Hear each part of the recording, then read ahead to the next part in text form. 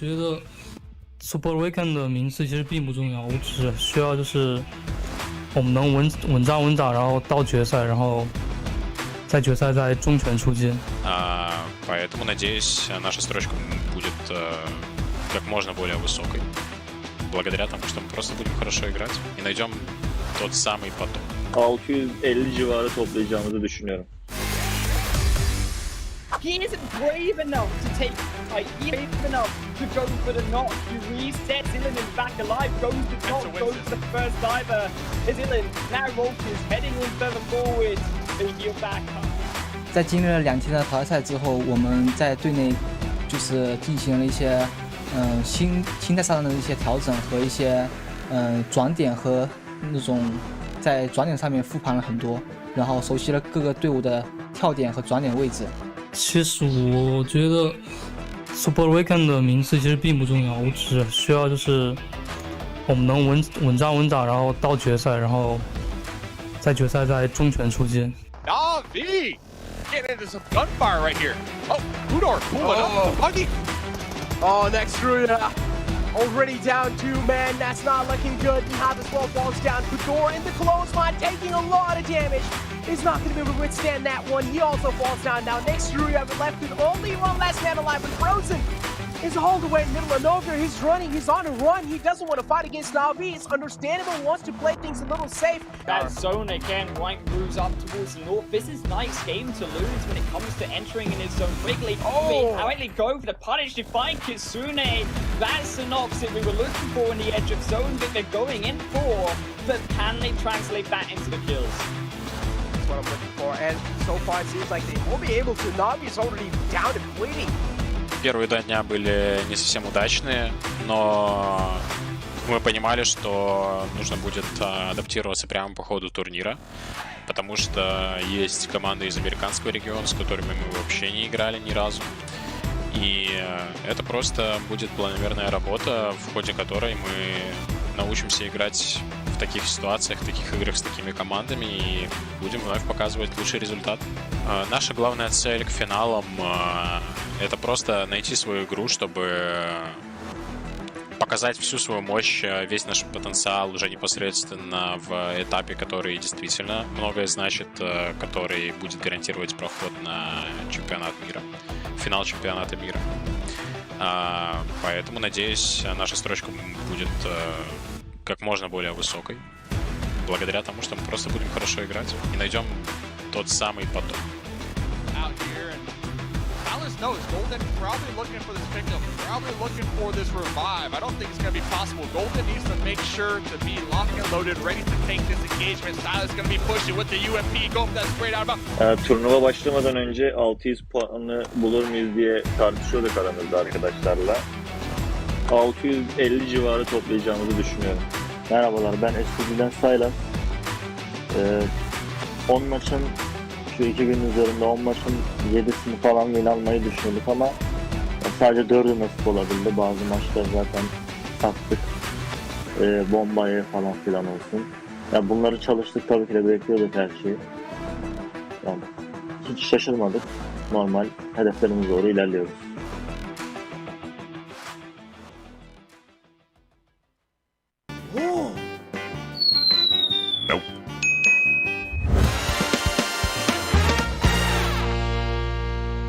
Or at least they will have a little bit of chance to try and come up on top.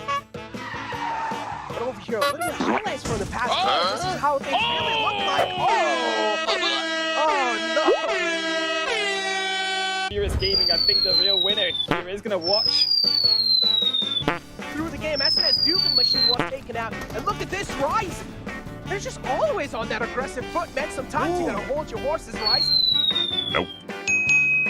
Is now Oh, he slips down. No! Coming in, right, but it takes the zone. Oh no, he slips again. He's trying to survive. He's barely got some form of survival going on. Don't slip again, please.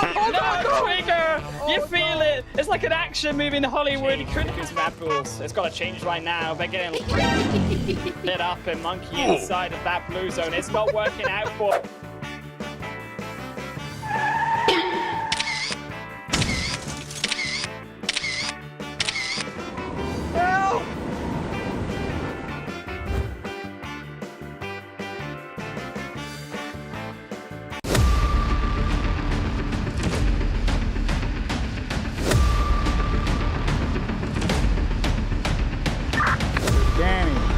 Ready for extract.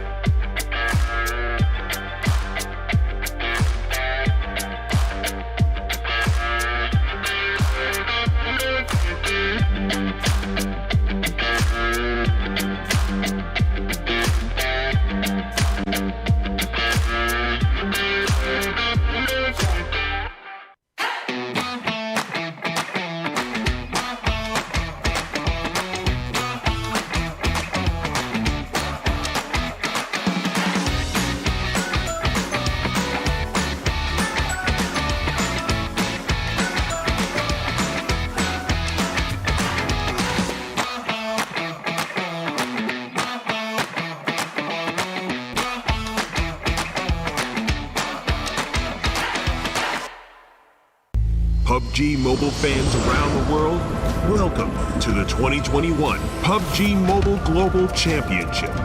To the top teams across all regions, we have a message for you. The Middle East.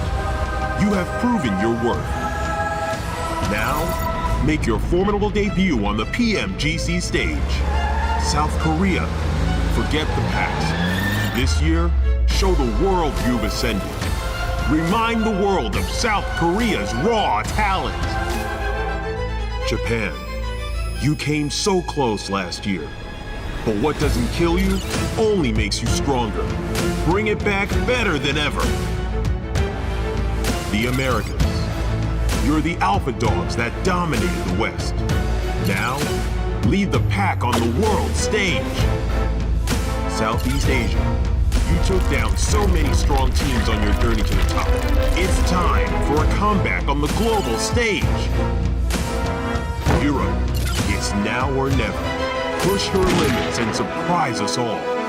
This is the moment to create your legacy. South Asia, you were the dark horse of 2020. Amaze those who would underestimate you again. China, you carry the crown of last year's PMGC. Now, with everyone's eyes on you once more, can you secure back-to-back victories? PMGC needs a champion. The world needs a champion. Who will stand victorious in the end? Who will be next to glory?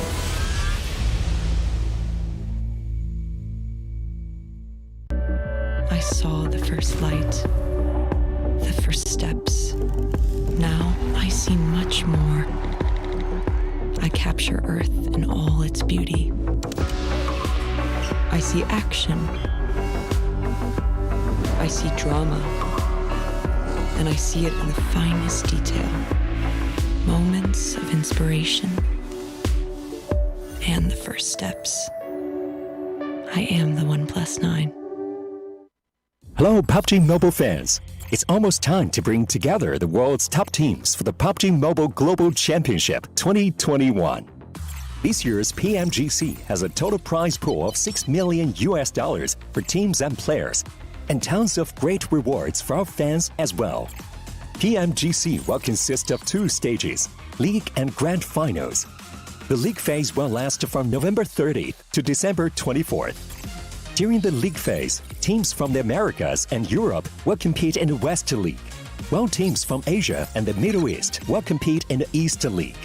Each league, 20 teams will compete on Tuesdays and Wednesdays for 16 slots to compete on Friday, Saturday, and Sunday in that week's Super Weekend. The total Super Weekend scores over the first 3 weeks will determine which 16 teams will compete in the PMGC League Finals during the final week. The top 9 teams from the East League Finals, the top 6 teams from the West League Finals, and a special invited team will advance to the PMGC Grand Finals.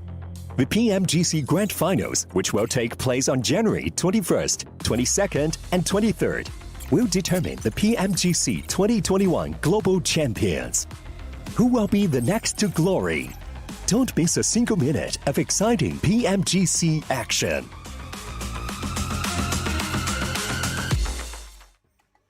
Welcome, ladies and gentlemen, to PUBG Mobile Global Championship 2021 West League. Today is the very last day of the last Super Weekend where we're going to see these teams duke it out to, of course, get in the top 16 to make it onto the finals. And, of course, after that, they're going to be fighting to try and get the top 6 to make it onto the grand finals of joining us with East. So it's a lot of stuff to go ahead and look forward to. With me today is Zute, 7 Worlds Gaming. I'm Span Cargo, and I think we just need to go ahead and get a little bit of a recap here. Zute, what has happened these last 2 days?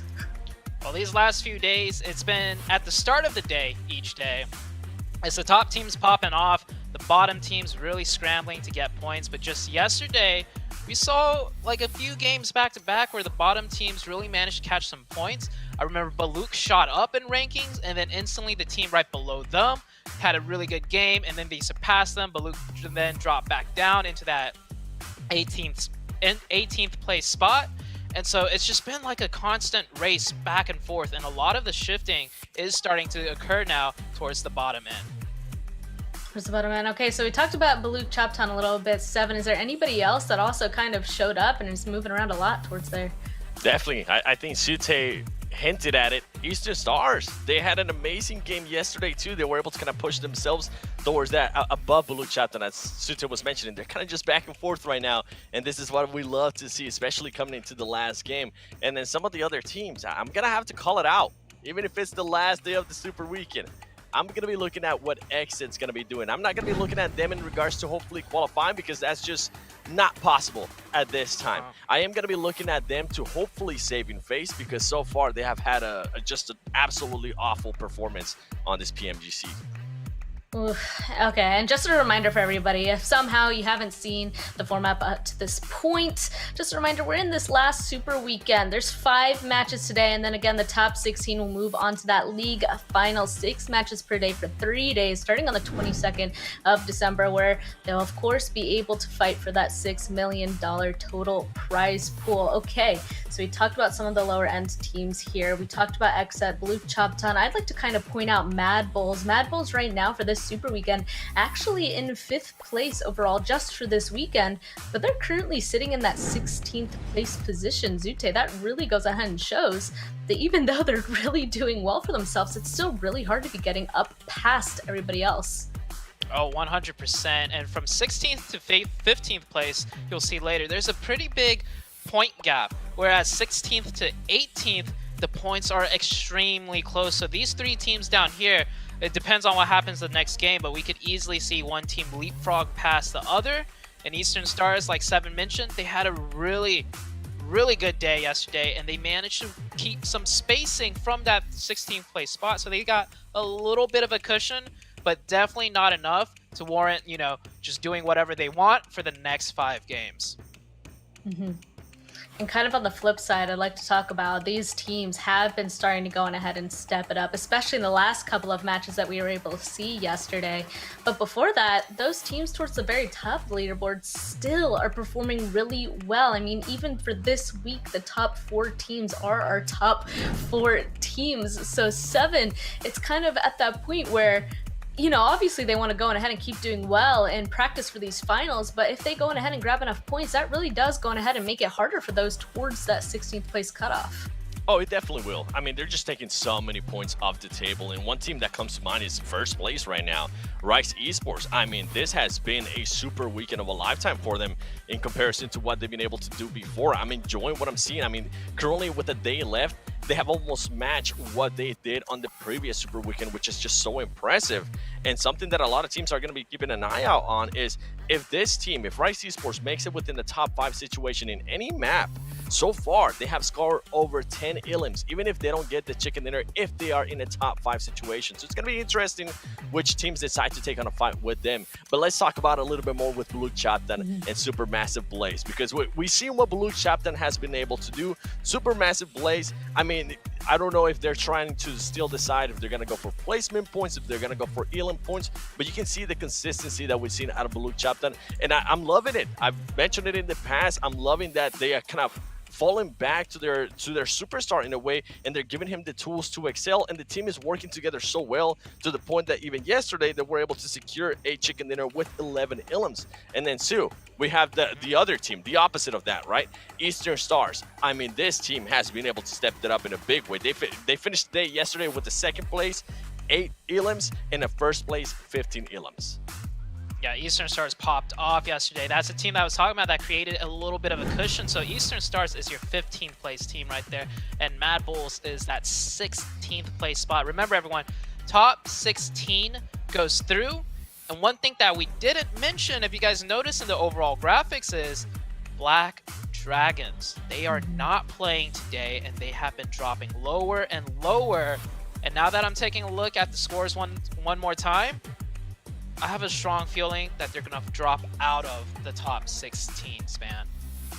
I do think that is a high probability, because even in the last match, your Eastern Stars ended up jumping 2 places after the big match that Seven brought up, and Supermassive Blaze, they actually dropped down 3 spots, which is insane to think about. Now they're in that 18th place position, so clearly these guys today, to get into the top 16, really have to go on ahead and work their best, and one way to potentially go on ahead and do that is if they upgrade their stuff to a OnePlus. Of course, the official sponsor for this PMGC, it is with flagship performance and an immersive 120Hz display and hyper-touch technology made specifically for gamers. The OnePlus 9 and 9 Pro are anybody's best shot to go on ahead and climb these leaderboards. And Zute, at this point, last 5 matches, we're going to be starting off on Erangel here. We did see a couple of different teams kind of step it up yesterday to achieve well on Erangel on both sides of the leaderboard, at the top and towards the bottom. At this point, like, what can you go on ahead and predict, or is that just difficult at this point? Ooh, so today is going to be the most chaotic day. This is the day where teams will start targeting each other.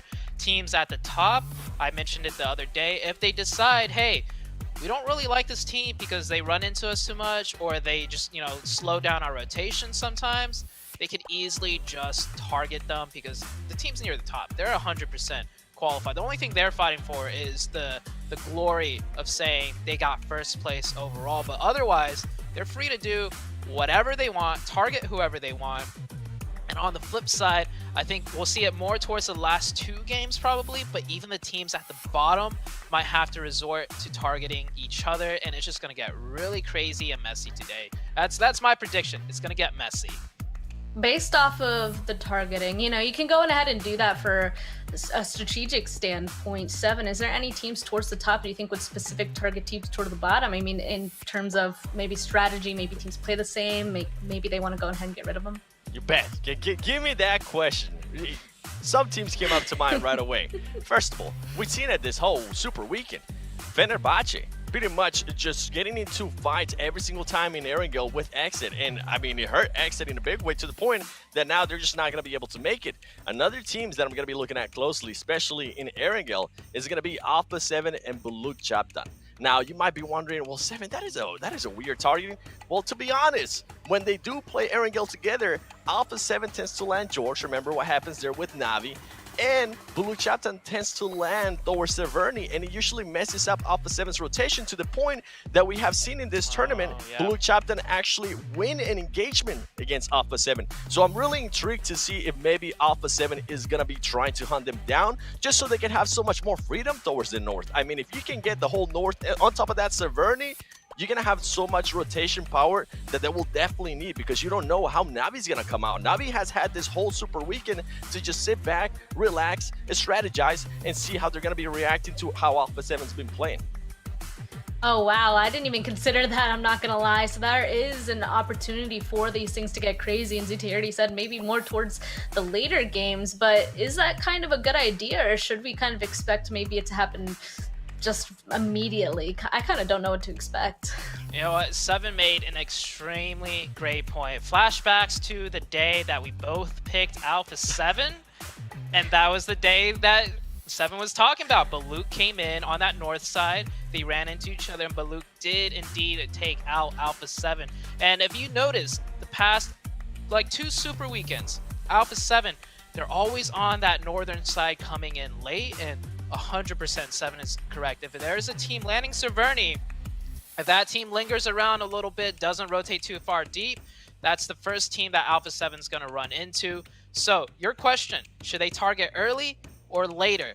For the top teams, if there is a team in mind that they really want to stop, they should start in the very first game. Just put the pressure on immediately. Don't let them get comfortable at all throughout the day, and just from the get-go, just like drop right on them or just pressure them out. That'll throw them off for the rest of the day.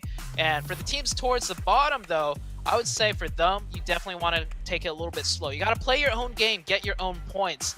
And then you can, like, later on, based on how well you do the first 2-3 games, you can maybe be like, okay, we didn't do too well, we got to target this team to take them out early and then get our points. Span, Sute, another team that I want you guys to keep in mind on it. This is something you mentioned yesterday, Sute. I'm going to be going now to Sanhok, all right? We're going to leave Erangel behind. We're going to move to Sanhok, because yesterday we saw an aggressiveness out of another team, and that is Knights. We saw Knights, and you remember you pointed out this perfectly, Sue, and I love that you did, because Knights is just so much more aggressive now, and they were sending a message to Ghost Gaming that usually tries to do that exit split and then just try to loot all that area. Knights said, no. This is not how it's going to go in finals.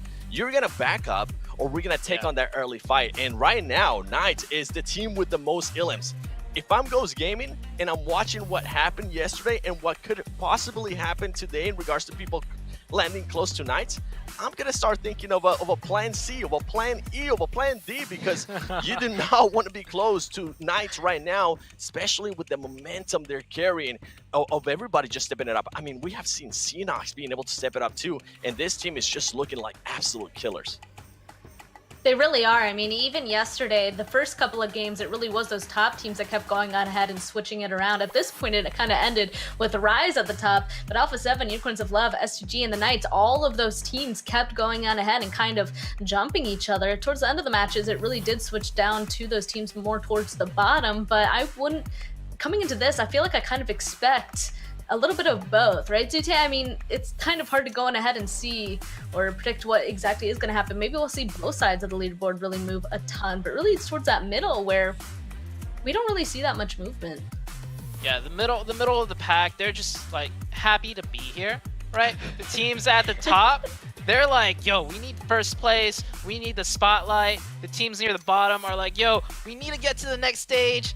We need top 16, and then the teams in the middle of the pack, like you said, there's not much movement, because honestly, I feel like they're just like, we're just happy to be here. We're just happy to have a good spot to qualify into the next stage. But I might be jumping the gun a little bit, but the next stage, right, we mentioned it very slightly. The next stage, in order to go from the finals to the world finals, you need the top 6. And you mentioned 5 teams that have been doing really well, Span, that have been jumping around past each other, up and down. Well, the near goal, you know, coming next week, all of a sudden is no longer top 16, which is pretty easy. A lot of teams are really comfortable already. The next week, the goal is going to be top 6. And boy, do the top 5 right now look so dominant and strong. Like, I have no idea what these other teams that are sitting comfortable might be feeling. Maybe they're already they should be a little bit stressed out as far as like, yo, can we make top 6 against teams like this? But first, you know, top 16, that's the story for today. I just wanted to throw it out there. We keep talking top 16, but the grand scheme, top 6 is gonna be super difficult, and I can't wait to see what happens once we get to that stage. Sue, I'm I'm glad you- so glad. Sorry, Sven. I'm so glad he mentioned that because we have had some teams, right? We're currently in this stage where teams can afford to have a bad Super Weekend or maybe just a bad day, and that'll be completely fine. Going into the finals, as Sute just allure, it is going to be just the top 6. And some of the teams that are currently towards the middle of the pack that I'm going to be looking at closely is going to be Footballers.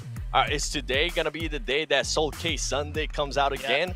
So far, this Super Weekend, in comparison to the previous Super Weekend, Footballers has been night and day in regards to performances. And this is the stuff that those teams cannot afford to do, especially in the finals. We're only going to have 3 days. Yeah, we're going to be playing an extra 3 games, pretty much total, because we're going to be playing 6 games a day. But you cannot afford to have those bad games. You cannot afford to have those bad rotations. And that's kind of why I was alluding back to Alpha 7, maybe going after Blue Chapter at some point in Erangel. It's going to be interesting. And today I'm going to be looking at a lot of consistency out of all these teams, especially the ones that are hunting down that top 6 in the finals. I kind of wanted to expand off of that. You know, it's the top 16 obviously for today. It's whoever's going to grab that 16th spot. And then you're right, Zute, going into these these West finals, that's where it's really the 6th place spot that's going to be difficult to go on ahead and grab. So coming into today, you know, we talked about maybe teams targeting the lower teams to kind of control who's going to be coming with them. I'm kind of curious if maybe even those middle teams are going to actually target the top teams, maybe to kind of get used to it, maybe a little bit of practice to see if they can go on ahead and figure out a way to mess with them going into the finals. But we'll have to wait and see. First, we're going to go on ahead and get to the thing that we've been waiting for. Let's start talking predictions. Let's just start right off the gate. I'm just going to go first because I chose Fenerbahce. And the reason for that is something that you guys have heard multiple times, and that's because they still have not gotten a chicken dinner, and I need them to get one. They're a team that is around in that middle of the pack, you know, right now in that 7th place position. The 0 chickens, a little bit too much for me. They have to get at least one. How about you, Zoo?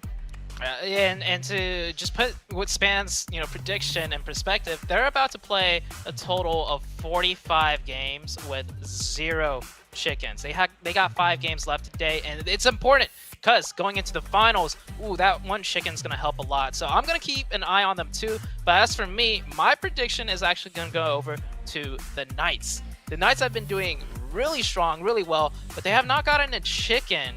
And I just got a feeling today is going to be the day they kind of make a statement, they pop off, and then going into the finals, they'll be looking really good and really strong. Okay, another strong choice. 7, you as well. Who is going to win Erangel? I was just hinting at it. I said today I want to look at consistency, so I'm going to pick a team that's been very consistent in Erangel. It's going to be Unicorns of Love. When you look at the stats this team has been able to put up this Super Weekend, 4 out of 6 matches in Erangel, they've been able to finish with the top 4, and some of them include second places, and some of them include some nice ILM numbers that are definitely going to help you out in the finals. So Unicorns of Love, you're my pick. Hopefully I don't curse you, and I would love to continue to see that consistency that they've been showing in Erangel.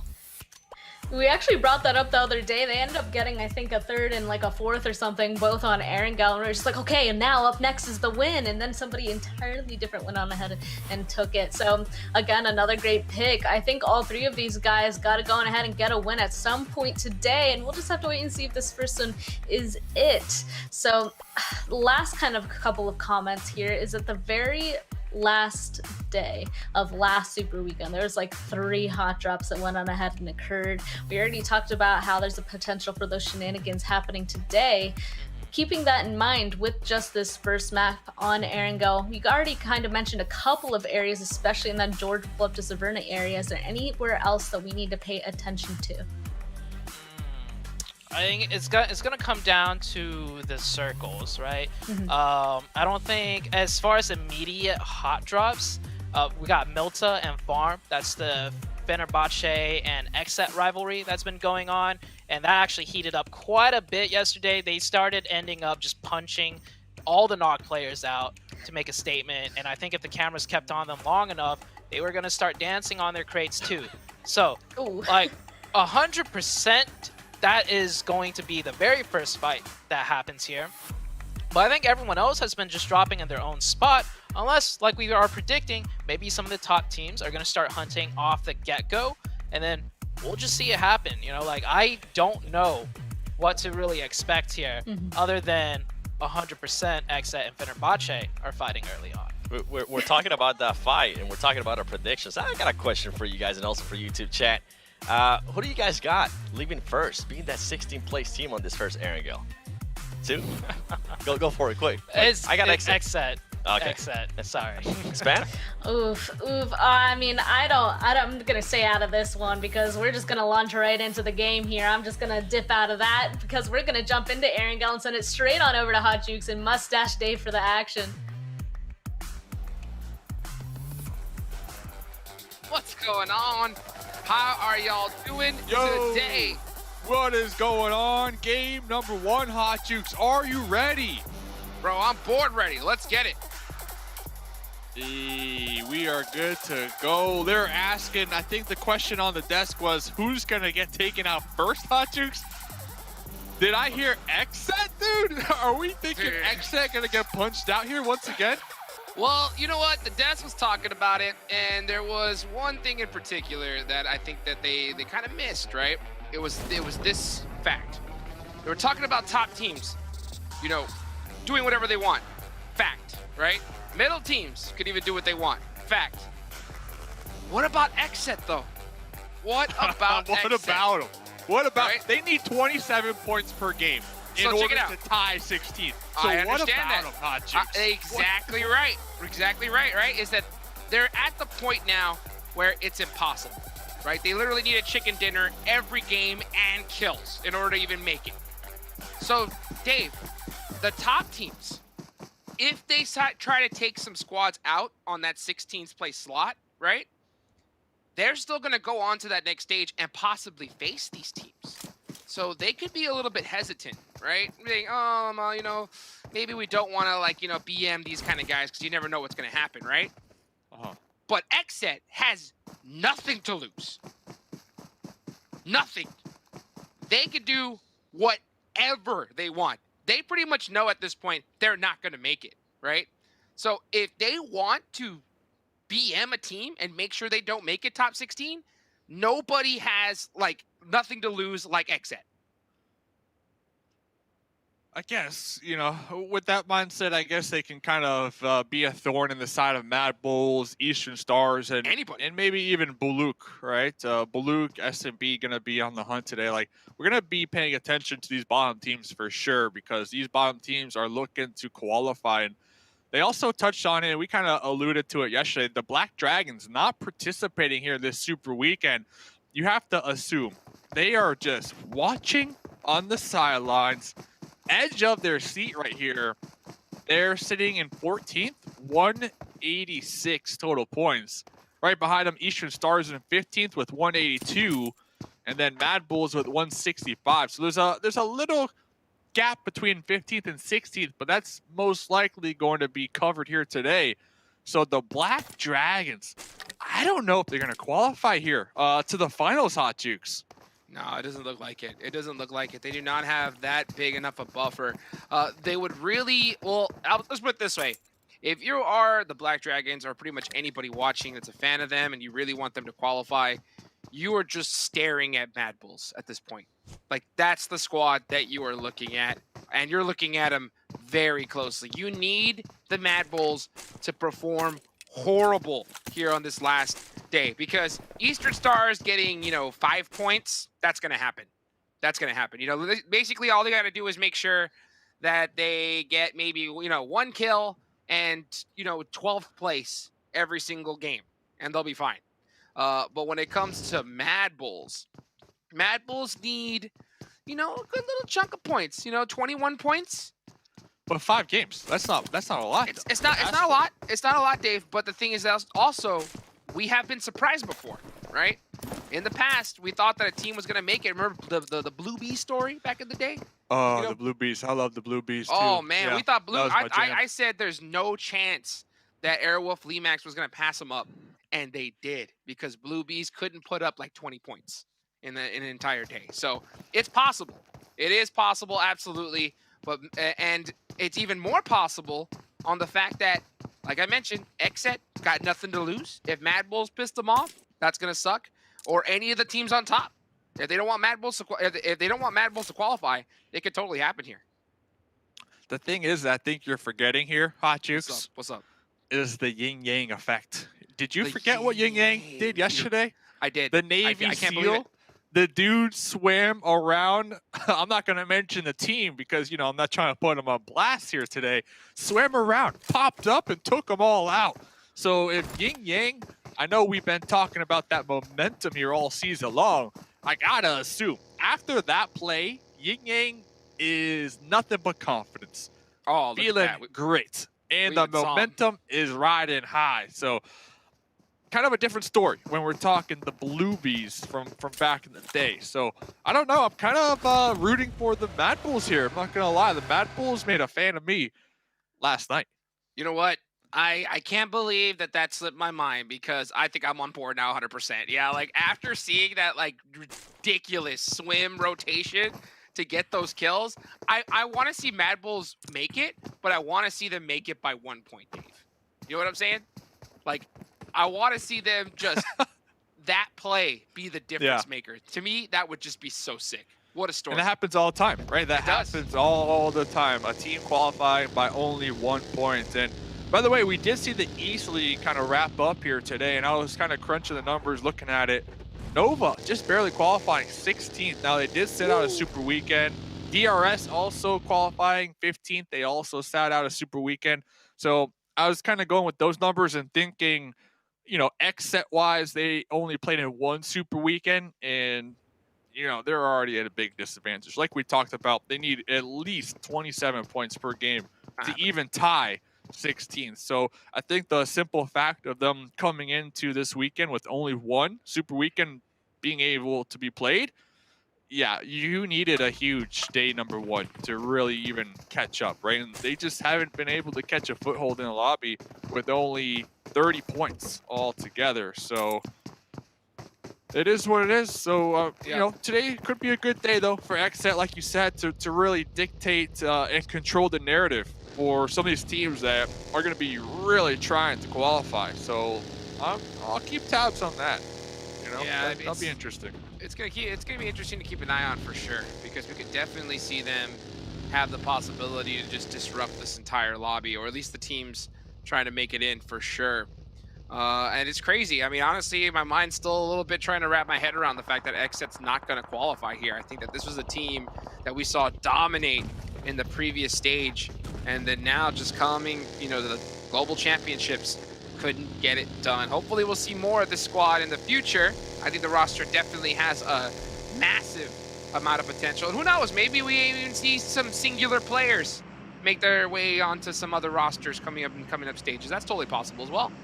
Yeah, it happens a lot. Happens all the time. And, you know, one other thing that I'm really surprised with, Duca Machine might be able to get a nice little point over here, is Team Queso not playing in any Super Weekends. I would have never guessed that, right? Like, I would never guessed that. How? Yeah, right? Ugh. I mean, yeah, dude, it's such a trip. I mean, I know that I'm kind of like stressing on it and hanging on to it, but it's still just so shocking because we've just seen Team Kessel perform phenomenally before, and that's a team that's played at the highest stage. They've played at LANs, you know, pre-pandemic, so they've got more experience than a ton of squads out there, and to see them not even make it to 1 Super Weekend, I mean, let's put it this way, I'm hoping that they really go back to the drawing board, and I want to see how they bounce back after that. Oh, well, I don't even think there's an option not to go back to the drawing board. So oh, you're gonna have to. Big yeah, you're gonna have to. Same thing with Exit here. So next zone does go up, A7, all the way up there, sitting high and pretty. We're really going to be looking at the east side, the southeast side, as we start to see Exit. We see Eastern Stars. We see SMB, all kind of looking to take the same rotational pathway. Fenerbahce and Aton down there on that east bridge could be interesting if they decide to clash here. Maybe Aton backstabs Fenerbahce on their move away from farm. But besides that, things are definitely going to heat up here shortly. And honestly, we're going to talk about it all day, fellas, ladies. Eastern Stars, Mad Bulls, Baluk, SMB, like, these are the teams that we are going to be paying attention to. And here's one of them right now. And this is honestly the biggest one because they have the most points in order to be able to. They need the most points in order to be able to make it onto the next stage here. A little over 20 is what we need to see from Mad Bulls. And they are getting into a little bit of a scuffle here with Unicorns of Love on South George. I wonder, Dave, Unicorns of Love, are they hunting Mad Bulls here?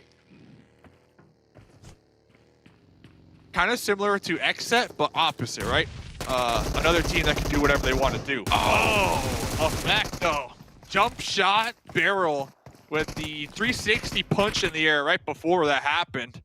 Effect was taken down pretty low in the health department, but Monkey with that off angle should be able to possibly provide that support, make sure GK first doesn't get the better half of Effect. See, here's the problem, right? A Mad Bulls, that was a huge 1v1 win from Effect. The thing is, though, Unicorns of Love, they have so many points that they can continue this fight 100% and just kill a couple players from Mad Bulls. And that in itself will be a big problem. So we'll see how the Mad Bulls are going to be able to respond. Lin there on that opposite end. Ooh, catches the angles. He is half an HP. Yeah, I was really concerned with Lin's off angle. Definitely has those sight lines between that gap between the two buildings, and we saw Lin be able to get a couple nice shots over there, so they are going to be aware of the Mad Bulls, and I believe that's why we see Yin Yang trying to get onto that rooftop and trying to take out Lin. Oh, this is good nade. Good nade. That looks on point. And it's money. Oh, Agori, and gets finished. Tried to crawl across into safety, even though he was in that building, and just gets popped right out of it. Oh, what a nade there from Yin Yang from across the way to get that knock on that off angle. That's pretty big. But this is what I was talking about, though, Dave. I think in other stages of this tournament, we would have seen Unicorns of Love, you know, possibly press back, not really continue this fight. This is so early. They don't need to take this fight. But for some reason, you know, the fact that they've got so many points, I think they're just looking to take as many players of the Mad Bulls with them. Yeah, the Mad Bulls definitely have the most to lose in this situation, of course. 16th right now. If they get taken out pretty early on, that'll be 0 placement points, not counting any type of kills. Rolkis popping that buggy, looking to rotate around possibly. But I'm really looking at Yin Yang on that rooftop to really play that anchor, that oversight. It looks like GK First knows the importance of Yin Yang's position, and now they're trying to take him out.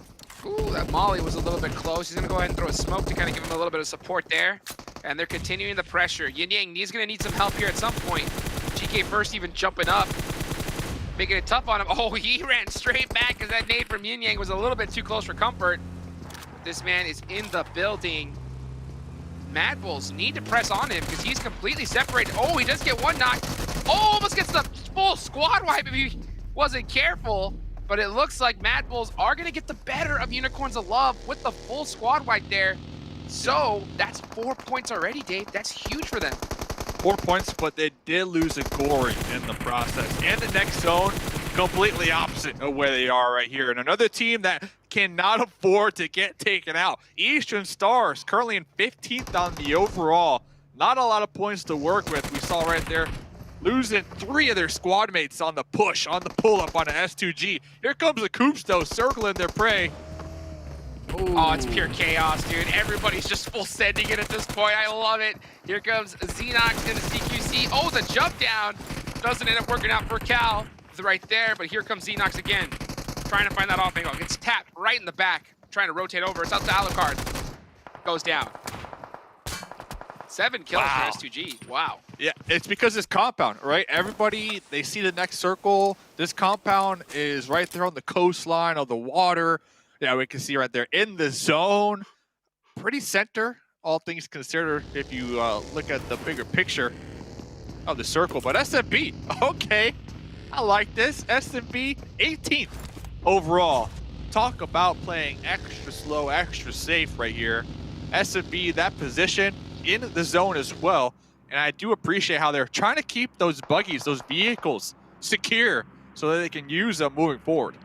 You know, I haven't even been talking about Supermassive Blaze too much. I mean, after that last day, they got knocked down 3 placements towards the end there. So they are not happy at all. They can definitely still make it here into top 16. And I love the fact that they are in such a centralized position and they are playing safe. They do definitely realize that we need to extend our gameplay all the way to the end. We need a top 3 finish here every game to make sure that we can make it on to that next stage. So huge. Kill switch. Shots onto Besiktas. Aren't going to be able to connect there. And oh, look at this. Exit. 3-man squad, Dave. Really sweaty game flag. for Eastern Stars. I'm looking at Eastern Stars. They're down to just a solo, right? They're in 15th, so another team that really can't afford to get taken out this early on. Now, they do have a spot over there in the water, but the next zone doesn't favor them. Making their way up those cliffs are going to be a challenge, so we'll keep tabs on them. Eastern Stars down to just 1. SMB down to just 3. So, okay, so the solo from Eastern Stars still in the zone. We can see them up there in the water. They're safe for the time being, but you gotta be thinking, like, where do we head next? How do I survive? You have to assume that next circle will not favor the water.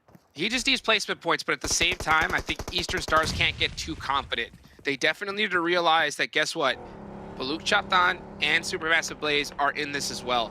If those 2 squads pop off, as well as the Mad Bulls, you know, Eastern Stars is gone for. Honestly, if Mad Bulls don't perform and Baluk Chatan and Supermassive Blaze pop off, they're done for as well. So Eastern Stars need to put up points. That's for a fact. They got to put up some good, decent points here to ensure that they can make it up. And honestly, Kabbalah up there in the water, he should be able to get some decent placement points, especially if that zone shifts a little bit further back on there and he gets another circle. Yeah, placement points, the objective right now. Ooh, Nunez, Mythic. I believe we saw a little graphic. Oh, that Molly. The top damage dealer in the lobby. Most damage done. Mythic has just been putting on a show here this season for Rise. Hashtag go Rise in the chat. Very impressed with that individual player here this season. Yeah, and one thing too is I really think that Cap up there for Eastern Stars is going to be able to get a lot more placement points, considering the fact that this is that last super weekend, and we're starting to see it here, Dave. Right? Like this is Erangel. You know, at the start of this tournament, we would see 60 alive in circle number 5 late game. Now there's only 38 alive. So players and teams, they're practicing. They're getting ready for the finals. They're practicing that gun skill, and they're just full sending it on everybody. So Zute nailed it, right? Today is the day of chaos, and I think that's all we're seeing here, especially here at the start. Yeah, definitely playing a lot more loose, right, compared to the previous days, for sure. Especially if you are one of these top teams, you're just trying to stay loose, warmed up, ready to go for those finals. And yeah, that's why we're like you mentioned, we're down to what, 36 more players? It's crazy. 17 minutes in. And that's going to be pretty much the story all day long. So honestly, that could be a good thing, though, for these bottom teams who are really trying to play sweaty here, really trying to get those placement points. Yeah, you'll be able to get those placement points, but getting those kills is going to be a problem. Yeah. And not to mention, it's going to be good from that sense, but also bad because now you could be on the receiving end on getting full sent constantly, you know? And you're getting full sent on by teams that are no pressure and that are just having fun at this point. So that is not a position that you want to get yourself put in. I think Mad Bulls felt a little bit from Unicorns of Love. Luckily, they were able to get the better of it on them. So they got 4 kills on that. But look what happened to Eastern Stars, right? Eastern Stars down to just 1. Yeah, and I think that's why we're seeing like 2 completely different strategies, right? Those bottom teams, they're playing slow, they're playing edge. We have SMB inside. Underground. I mean, talk about playing safe. That's as safe as it gets. And then the teams at the top, they see something move, they push it. They see something move, they try to get those elim points. So kind of 2 completely opposite play styles here. And I think that's going to be all day long. Next circle goes on up, and it does favor a little bit of that west side, best side. Supermassive Blaze is on the south side of that, on the bottom of it. You can see it right there on the right-hand side, everybody. And they're sitting very pretty. So this is a good game for SMB so far. But there's that factor, right? That full send factor. You could have a team just roll up on there and just YOLO send on you. So Supermassive Blaze has to really make use of this circle gift. Supermassive Blaze, nice zone. Same thing with Baluk up there in the north, right? They don't really have to move. They could just keep scouting and making sure to keep tabs, that intel flowing on the team. playing that slow game here.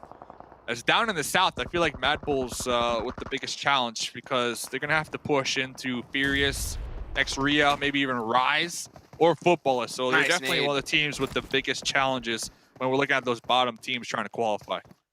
Dude, Rise Esports has just been performing so well. Alpha 7 go down here with only 2 members. And at the same time, everybody, it's a little bit tough for me to be critical of these top teams. Because honestly, if I was in their shoes and if I was sitting here, I would just be having fun at this point. I'm not trying to give away any of my strategies for the finals. I don't want any of these players to be researching my squad. So with the way that this is currently set up, I'm just full sending everything. So how these top teams do, when I'm watching them, I'm just seeing some guys have fun right now. This is a celebration. This is that last lap. You know what I'm saying? That victory lap. You made a great analogy yesterday saying the smoke screen, right? And I think that is exactly what's happening with all these top teams. Just try something new, try something completely different so that your opponents cannot look back at these last days and really be able to pin down your play style. Yep. So I really do like that analogy you made. But Big Milo, great Nice grenade onto Garrix. That was a really big one there. So Furious Gaming going to be pressing on this really quickly. Ooh, Baluka pushing up there in the corner, That's a big screen. one. That's a big fight. Yes, it is indeed. Baluk chopped on. That's a fight that we really need to keep an eye on. And it's between S2G. The S2G as well, the top team in the lobby. I'm looking at the kill feed now. Not sure exactly how many players are still up or still watching Rise here.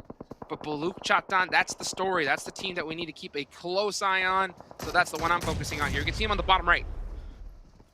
Yeah, Baluk coming into this game 17th overall, 161, about 4 points behind Mad Bulls in that 16th spot. Mad Bull's still alive. Mad Bulls down in the south might actually get into a fight themselves. So both these teams fighting at the same exact time. 10 teams to go. Looks like Baluk are actually coming out on top of that compound push over there, huh, Jukes? Oh, looks like they are going to end up on top of that one. I'm still keeping an eye on the kill feed, trying to see it there at the bottom right. And it's only one remaining member up left. Yeah, for S2G. He's going to have to pull off something crazy. But honestly, Dave, S2G got nothing to lose, but you know they'd be going for that highlights. So let's see what he can do here by himself. Oh. That nade, though, was way too strong. He ends up going down. So Baluk chopped on are still alive. Supermassive Blaze are still alive as well. So, oh, and man. Bulls. Yeah, and Mad Bulls. Oh, my goodness. And Mad Bulls. So, oh, Black Dragons.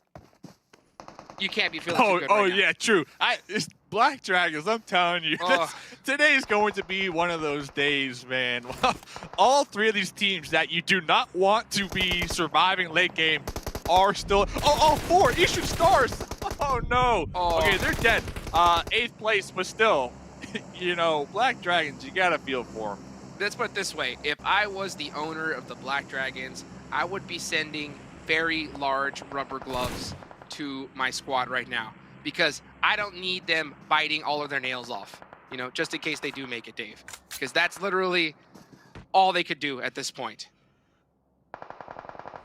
Oh, this is an interesting push coming out from Baluk, really testing the limits out here. Yin Yang and the spokes here. Yin Yang, the last one alive for the Mad Bulls.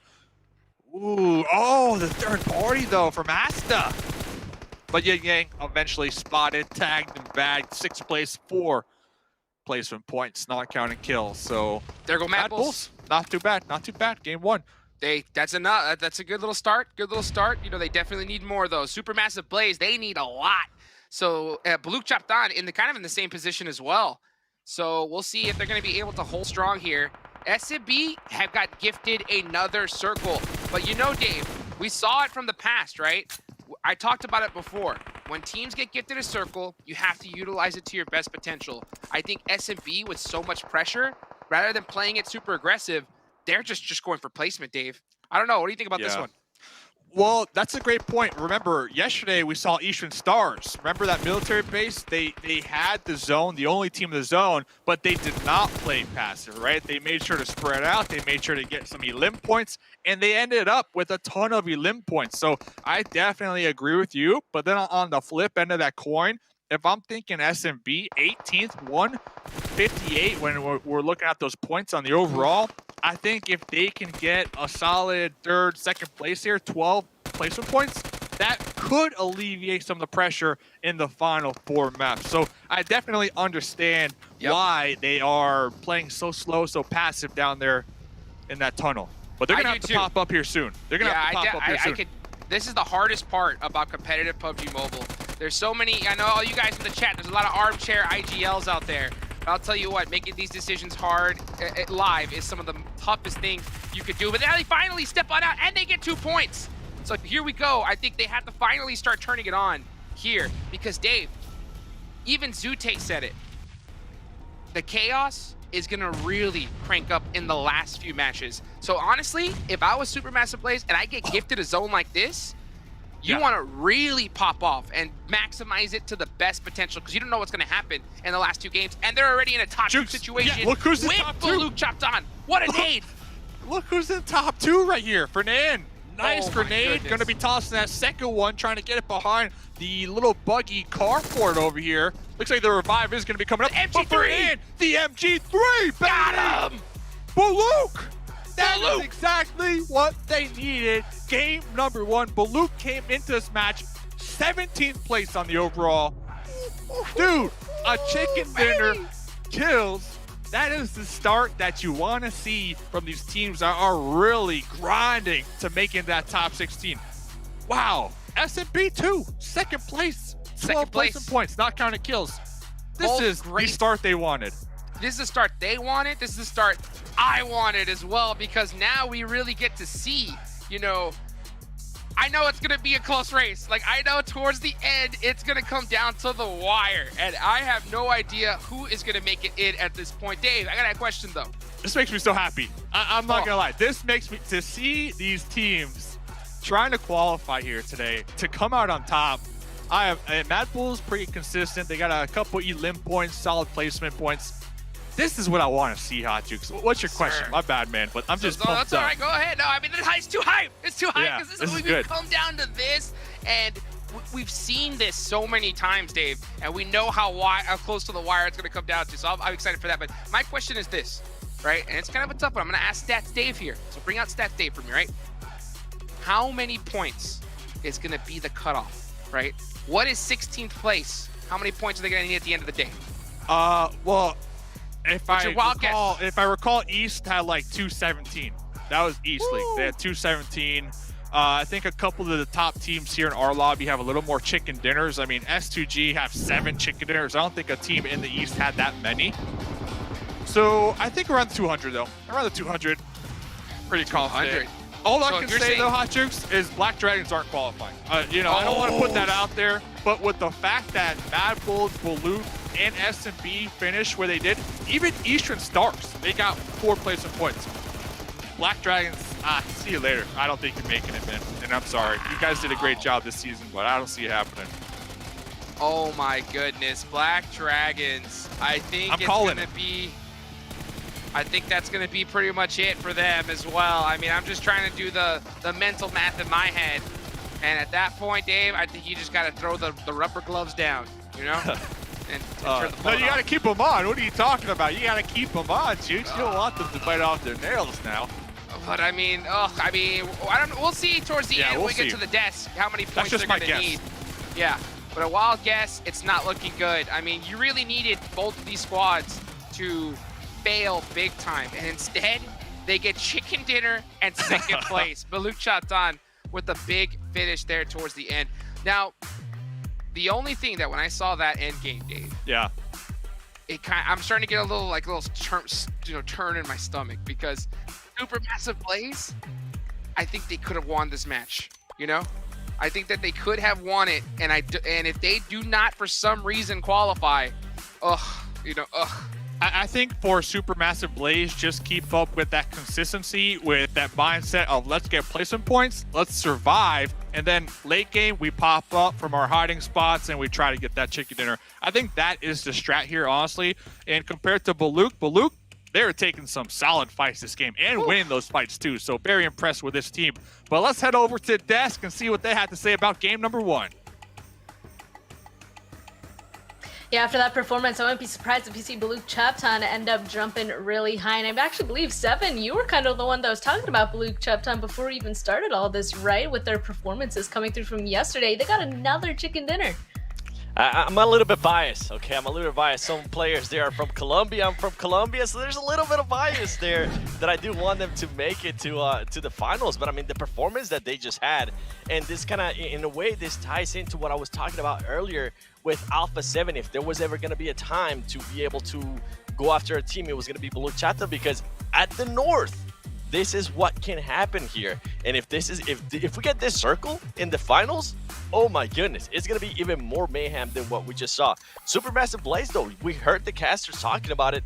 Those placement points are huge for this team. And now Mad Bulls being able to get 4 elims, 4 placement points, being able to collect those 8 points. I mean, can we ask for a perfect start to this day here, Span? Yesterday we were talking about it the whole day, saying how some of these teams need to step up, how some of them weren't stepping up, and today they come out guns blazing. I'm already satisfied, honestly. I mean, that was an amazing first circle as well, and an amazing first game. I mean, we got to see a lot of these teams that needed to step up just in the first match. I mean, you can still see Football, SS2, GA7, Rise is still up here on this first page, which those teams obviously don't need to go ahead and grab these points, but still a good amount of teams that did go ahead and show up. I mean, I have a feeling Blue Chaptan, Supermassive Blaze, and Mad Bulls might just completely have kind of scattered their placements down there, which is what they need. They need to be moving around a lot down there, Zute. This was the perfect start in terms of keeping things interesting. In the past 2 days, we always saw the top teams come out strong in the first game, and nothing would happen towards the bottom, but now a lot of things have happened towards the bottom. Another big one on the second page is Eastern Stars with only 1 point. Now, it's a very slow start for them, but they had a huge game ending yesterday, so allowing the teams below them to have a huge first game. Well, Eastern Stars, they don't shake up points in the terms of going up, but because they only got 1 point, it gets even more shaken up because the teams below them did better, and now everything's getting shuffled around down there, and overall, the points have actually gotten a lot closer within each other. Before the start of this game, I mentioned that there was like 3 teams that had pretty close points. Well, now I think we have maybe 5 teams around the bottom that are just even more close for that top 16th place position. And Furious Gaming here, Scream BC coming in with the MVP, 836 damage, 2 elims, 20% team contribution. So that means everybody on the team was pulling their weight there, Seven. Definitely. I'm actually really shocked at that 20% team contribution. Usually when we talk about the MVPs, we see like somewhere up in the higher 30s, 40s, sometimes even 50s and 60s. But overall, Furious Gaming had an interesting game too. They ended up with 12 elims themselves, being able to secure 22 points. Not a bad first match here for this team, as we're starting to talk about some teams wanting to get into a good momentum wave going to the finals, and this team obviously is going to be making it there. Talking about momentum, I feel like we have to give some more credit once again to Baluk Chaptan. This is now the second chicken dinner that this team is able to get this super weekend, and not just any chicken dinner. I'm loving it the way they're doing. I'm loving that they're getting those elims as well, and you can see right there now Baluk Chaptan does jump to 14th place, pushing down Black Dragons. Black Dragons is looking very closely at Eastern Stars. Eastern Stars is only 3 points away, which, I mean, it's totally doable. And then we have some of the other teams, right? Mad Bulls, 173 points. And then Supermassive Blaze, 172 points. Going into this next match here, Sute, we know Mad Bulls can be very, very strong into Miramar. So I wouldn't be surprised if maybe they end up passing Black Dragons. Supermassive Blaze, not having to worry about Ghost Gaming, Sute. I'm expecting a very good game out of them going into Miramar. I'm hoping for a good game out of Supermassive Blaze, because if they get a good game, they're currently basically on the lowest of the leaderboards in terms of potential qualifying for top 16. So if they get a good game, well, then they leapfrog back up a little bit, just like Baluk did in this very first game. So I want to see this. I want to see this action. I want to see this energy come up through the rest of the 4 games. I want all 4 games to be a constant musical chair shuffle towards the bottom, because that's going to be the most exciting. And maybe sprinkle a little bit, of the top dog action, get some highlight plays. You mentioned it. I'm looking for those Twitter clips. Maybe we'll see some crazy stuff from the top dogs. But today's going to be great, Seven. I just can't wait for the next 4 matches. I agree with that.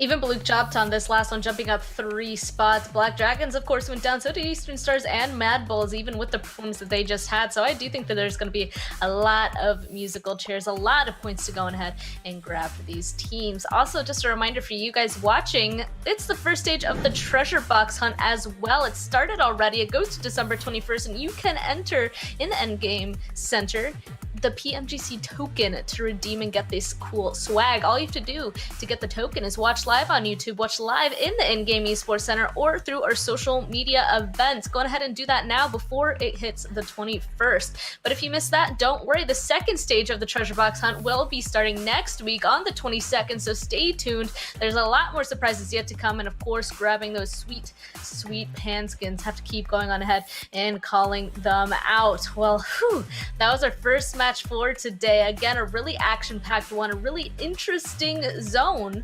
And that kind of leads me to the question for you guys to answer in chat. On a scale of 1 to 10, how spicy will the circles be today? I gotta say, I think that number is already pretty high just based off of that last one. Yeah, that's 10 coming in from Zute and 7. That's what we're hoping for. Jumping on in to Miramar next, but we'll find out after this break. But he misses the shots to make 7. I think they'll be counting themselves alive. It's triggered. No, oh, that's it. He did it. He got it. I'm telling you, heel strat, but they sheet that. 2,000 years later. Boxes outside the window and try to get those heels, but you don't need it. He's gonna emote on us, baby. Get play, set, get play, set, get play, baby. Let's go.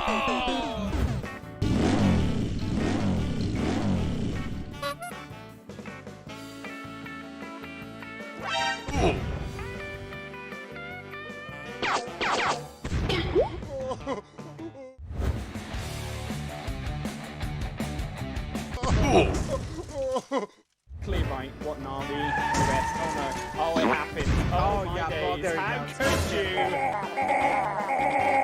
Maintain that high result because the rest of his team goes behind him. I mean, yeah, exactly. We were also having to talk about how HTG, at least Dave was mentioning that how HTG wants to try new things, but I'm gonna hold on to one now because Navi, and look at this is complete humiliation. Slice and dab, but he misses the shots to make 7. I think they'll be counting themselves alive. It's triggers in. He's a tanker, man. He's got the sound going on. He's got every move.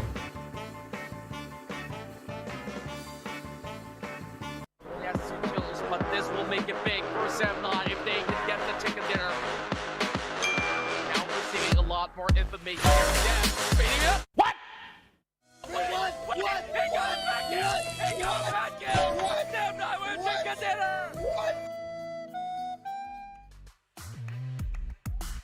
Welcome back, everybody, to PMGC. We're about to be going into match 2 of today. Just a reminder that these are the last 5 games for these teams to go ahead and play to try and get into that top 16. So still a lot on the line. We're going to be going on over to our last Miramar of this super weekend. So Zute, just keeping that in mind. What are we expecting from this? There's definitely some teams that excel more on this map. Yeah, so Miramar, well, we already said Miramar's kind of the wild card because it just it really depends on where that first circle appears. But we saw the most wild of wild games already on Erangel of all maps, right? Erangel's usually the most, plain vanilla map where it's like, nothing too crazy happens. But if that energy keeps up coming into this Miramar game, if we get those crazy circles, if we get these underperforming teams, at the bottom of our top 16, all keep starting to pop off like they did in the first game, well, I'm expecting probably maybe one of the best games that we'll witness on the Super Weekends. Yeah, I mean, the wild card games, as Glitter called it the first time, I believe, that right when she said that, going into that Miramar match was absolutely insane. I can't even remember all the details that actually happened. I was just sitting there and being all like, wow, this is absolutely 100% chaotic. Now, Seven, do you have any thoughts going on into Miramar, though, to kind of expand off of what Zoo was saying? I would love to see a crazy circle. I'm going back to that question that you asked before we went into break. It really got me thinking, man, we have gotten some crazy circles in Miramar, not just in PMGC, but in previous tournaments as well. So I would love to see another crazy circle, whether it's a water circle, whether it's an island circle, that can obviously happen.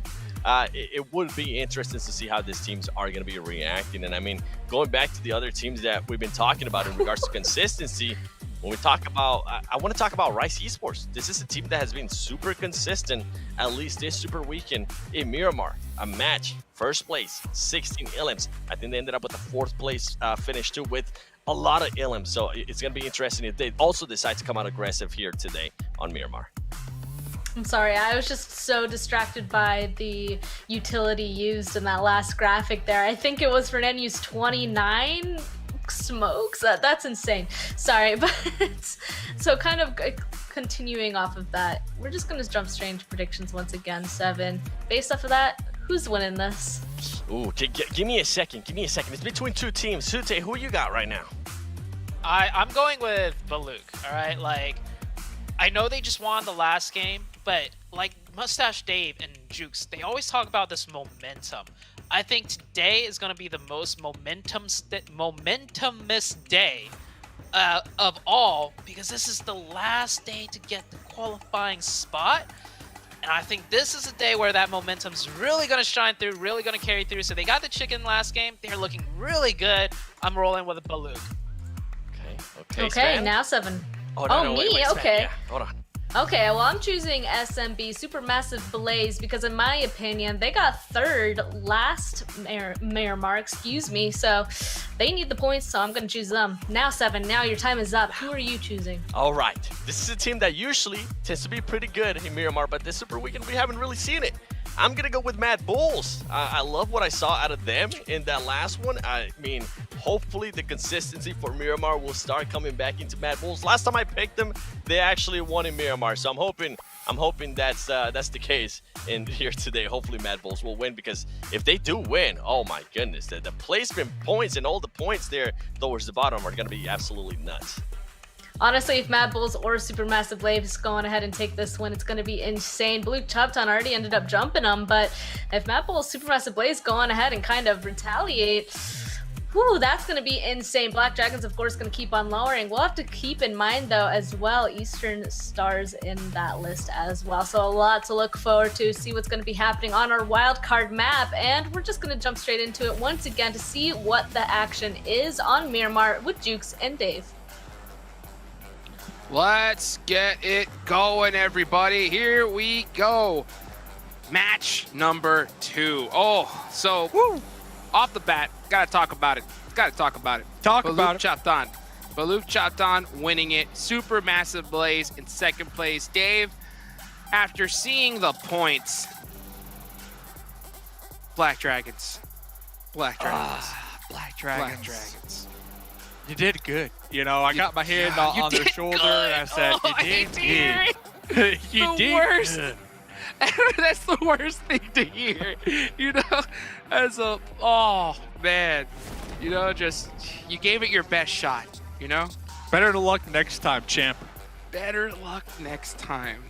I'm not mad. I'm disappointed. You know. It's not you, it's me. Oof. Hey, on a positive note, it only took about 42 games. We finally converted Zute to the momentum meter squad. Now he believes. Hey, let's go, Zute. Respect out there.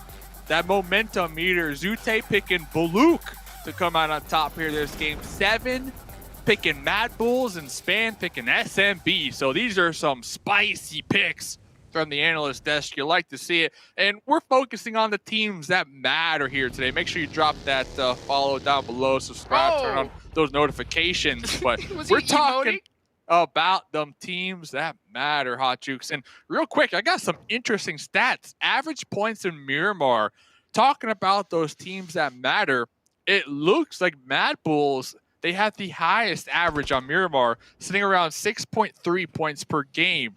SMB right underneath them at 5.5. And yeah, Mad Bulls should come out on top here when we're talking, you know, which team's the best team for Miramar out of the bottom squads. Oh, it's looking good. It's looking great for them. You know, honestly, if I'm Mad Bulls, I'm just kind of keeping an eye out for Unicorns of Love at this point. Because, you know, that first engagement was a little out of the ordinary, I think, on that front. So they definitely kind of move around. Honestly, if I am the Mad Bulls, it would be tough for me to even want to drop in the same location at this point. Like, I think you're going to want to mix it up. For them, though, I mean, they're in the middle of Minas Generales, dead center of this circle. So that is a really, really great start for them. They are very spread out. I would play it a little bit tighter because you want to start off these 2 games, just get it done. Get yourself so deep in the top 16 off the bat that you don't even got to worry about the last few games. Because I'm telling you, these last 3 coming up, Zute mentioned it, going to be chaos. Straight chaos. You cannot predict it. And Dave, we've been doing a whole bunch of casting when it comes to these tournaments, both at the bottom end and the top end. Once it gets towards the end, nothing is predictable. All rules go out the door. You know, I know Zute started using the momentum meter. I would like to see Zute's chaos meter, honestly. Well, let's put it this way. Where's the chaos at, you know, as every single game progresses? And which way do you want to put it here, Hot Juice? Let me put it this way. Let me put it this way. The first 2 games, right? Zute without the gold chain on his neck. Last 3, gold chain. What about the last one? I think the last one, gold chain and gauges. Yeah, gold chain, the gauges get put in, and the eyebrow slit gets cleaned up, dude. The eyebrow, we saw the eyebrow slit during PMPL Americas, and we know it was popping. So it's the same thing. It's the second all those items go on, it's like, you know, it's a GG. It's a GG. It's like eating Sakuna's finger, you know. If you're a Jujutsu Kaisen fan out there, it's the same thing. Same thing. Shout out to Zute, by the way. Love the dude. Eyebrow slits. You know, you gotta respect it because I'm looking at the top limbs on Miramar. We got Mafioso 30. We got Senatexa 30. We got Coops 30. Mythic 30. Revo 27. So out of the top 5 limbs on Miramar alone this season, Alpha 7 have 3 of the players up there. Alpha 7, they love this map. Alpha 7 averaged 12.4 points per game on this map alone. The reason I'm bringing this up, Pachu, is I'm trying to tie it in together with these teams at the bottom. I'm looking at Buluk, Eastern Stars, Mad Bulls. When's Alpha 7 going to start being like, hey, who do we want to take out today? Because they could totally do that. They can 100% do that. You don't think so? It ain't gonna happen. You don't think so? Dude, if I'm Alpha 7, dude, I'm sipping on pina coladas. I am just, I got my feet up. You know what I'm saying? Yeah. Like, I'm just big, chilling, ready to take the day off so I could start studying tomorrow, you know? Because the finals, that's where we're gonna see Alpha 7, like you mentioned, you know, start sitting forward in that gaming chair, getting really set up and poised to play properly. So, you know, that's what I was saying in the last game. It's kind of hard for me to look at these fights from the top teams hyper seriously because, heck, if I was in here, the smoke screen would go up. I would just be doing all kinds of crazy rotations just to make the teams be like, what? Like, I would be doing stuff that I would never do in the finals, to be honest. 4 corners. Everybody goes their separate direction and just big chills. So Buluk 14th. They have been just moving up these leaderboards here this weekend. But I was crunching the numbers. They are 17 points ahead of SMB in 18th. Now, with 4 more games to go, Buluk cannot take their foot off that gas. Yes, you are 14th. Yes, you are ahead of the Black Dragons. I think the Black Dragons are definitely going to slide down here today. The thing is, Buluk, they do not want to slide down and not qualify because we got Eastern Stars, Mad Bulls, and SMB right behind them. Eastern Stars in 16th as of right now. By the way, only 3 points behind the Black Dragons, so this might be that game. Mad Bulls 13 points behind the Black Dragons. So if Mad Bulls can have another solid game, that will set them up pretty fine here moving forward. And oh, Scream Bus tipping over. But yeah, any opinion on Baluk? The reason I bring them up is because they're on the edge right now, very close to Fenerbahce, and maybe even Unicorns of Love out there might try something sneaky on them. So Baluk, opinions, Hot Chicks. I think that they are doing great, to be honest. I mean, with how many points they have with 189, I think that they are set. If I were to choose... Set? Because right now we're really looking Set? at 4 squads, right? But set? Yeah. 17 points between them and 18th. That's not a lot in my book. That's not a lot, but the thing is this. I'm looking at top 16, okay? Okay. Top 16, I think it's very safe to say Black Dragons are not going to make it, right? So since that is the case, right, at least in my opinion, that means out of these 4 squads that we're looking at, and that's Supermassive Blaze, Mad Bulls, Eastern Stars, and Baluk Chaptan, 2 of those squads are not going to make it. Oh, I'm sorry. 1 of the squads, one of those 4 is not going to make it because all of them should pass up Black Dragons, right? So 1 out of the 4 is not going to make it. And when I look at that 1 out of the 4, Dave, I think Baluk Chaptan's on top. Okay. They aren't top on points now, but as far as just pure ability and performance base that I've seen, especially here at the start, I got to put them on the top of the list because Supermassive Blaze, they got 2nd place, but if we're being really honest, they got very, very blessed with that circle, and they didn't even get aggressive at all. Baluk Chaptan had to work, and they got the chicken dinner.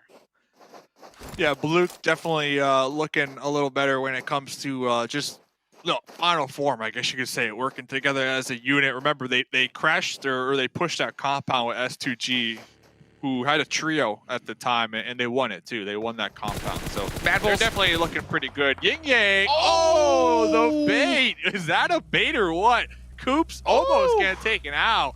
Yin Yang not able to land the final blow. Let's see what his teammates could do here. Effect coming in just a little bit too late, and they're going to have to try and support him. This is a kind of a desperation play for Mad Bulls. You don't want to be one of the last on the bottom of those 4 teams. SMB is below you, but they're only below you by 1 point right now, and that we're going to see that go back and forth, ping pong like crazy. So we want to see them. Oh, Eastern Stars picking up a point. That's a big one. I mean, we're literally at the. I'm gonna literally freak out every point one of these teams gets because literally, Dave, I wouldn't be surprised if we're gonna see a difference in just 1 point between 16th and 17th. No, I totally agree. I'm looking at Coops, dude. Coops is just the dream slayer out there. Coops getting the confirm onto Effect. Yikes. Yeah, yikes. Mad Bulls, man, how are they going to respond? Okay, so Coops was eventually taken out. Yin Yang was picked up once again, and we saw yesterday Yin Yang was making those plays, those clutch plays. Looks like Yin Yang trying to get that wrap around. Would you want to see the aggression from Mad Bulls, though? I do. You do? I want to see it because towards the end gameplay, I'm really into like the psychology of these esports players because it has a big effect on how you perform here. And Mad Bulls, you have to be aggressive when you're supposed to be aggressive, you know? And there's certain times when you have so much pressure and you just think, oh, you know what? Let's just change it up. Let's just play passive so we can try to get this many points. And we've seen it go wrong for players time and time again. You got to continue to play the game that got you here in the first place, no matter what the situation is. And in this one, you have to take this fight if you're Mad Bulls. You have to take it. So it looks like Effect was only knocked out, so they were able to pick up Effect. So all 4 Mad Bulls are still going to be alive. It looks like they retreated back into the safety of the compounds, but you got the Knights on the outskirts. Going to be looking right in, trying to get these grenades through your window. That is I want to very continue to see that fight.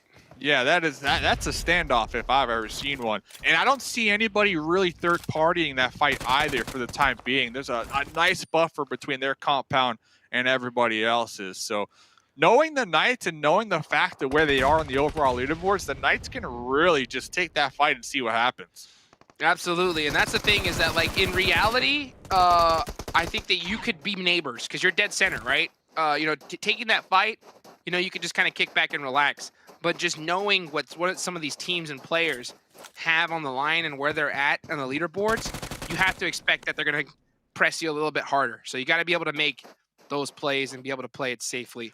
It does so it looks like the Knights pulled off. It does look like they did pull off. So that's a huge, huge break for Mad Bulls.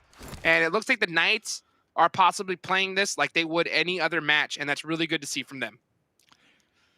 Good to see from them, and also somewhat of a blessing for the Mad Bulls, I'm going to say, because the Knights, we know they know how to hit them shots here. So next zone did go up. Mad Bulls down in the south. SMB in the zone down there in the south. Looks like Luke trying to make their way on in. Going to be rolling in right behind Nexria, right behind Footballist. So Luke might catch some static here as they look to reposition into the zone. Eastern Stars, though, where are they here? Are they in any type of trouble? Oh, they are. Oh, they're up there as well. So they're near Baluk, near Nexria, and near Footballist. So we have two teams kind of all hovering around the same location. This location, to be exact. And that's what we're going to keep an eye on, everybody, is these teams trying to fight for top 16. Xset. Yeah, Xset. Knights. Two North America teams from the same, cut from the same cloth. But the Knights just cut from that good side because they are up on top. Xset on the bottom. And you can see Kill Switch just trying to make some plays at this point. Dude, cut from the good side. But relax, dude. Well, it is what it is. Hey, numbers don't lie, Dave. The numbers don't lie. Numbers don't lie. Oh, hey, Enigma coming up in here. The M249. J7 on the outskirts with the M4. Kind of baying their teammates out here. Kill Switch really low up there on the second story.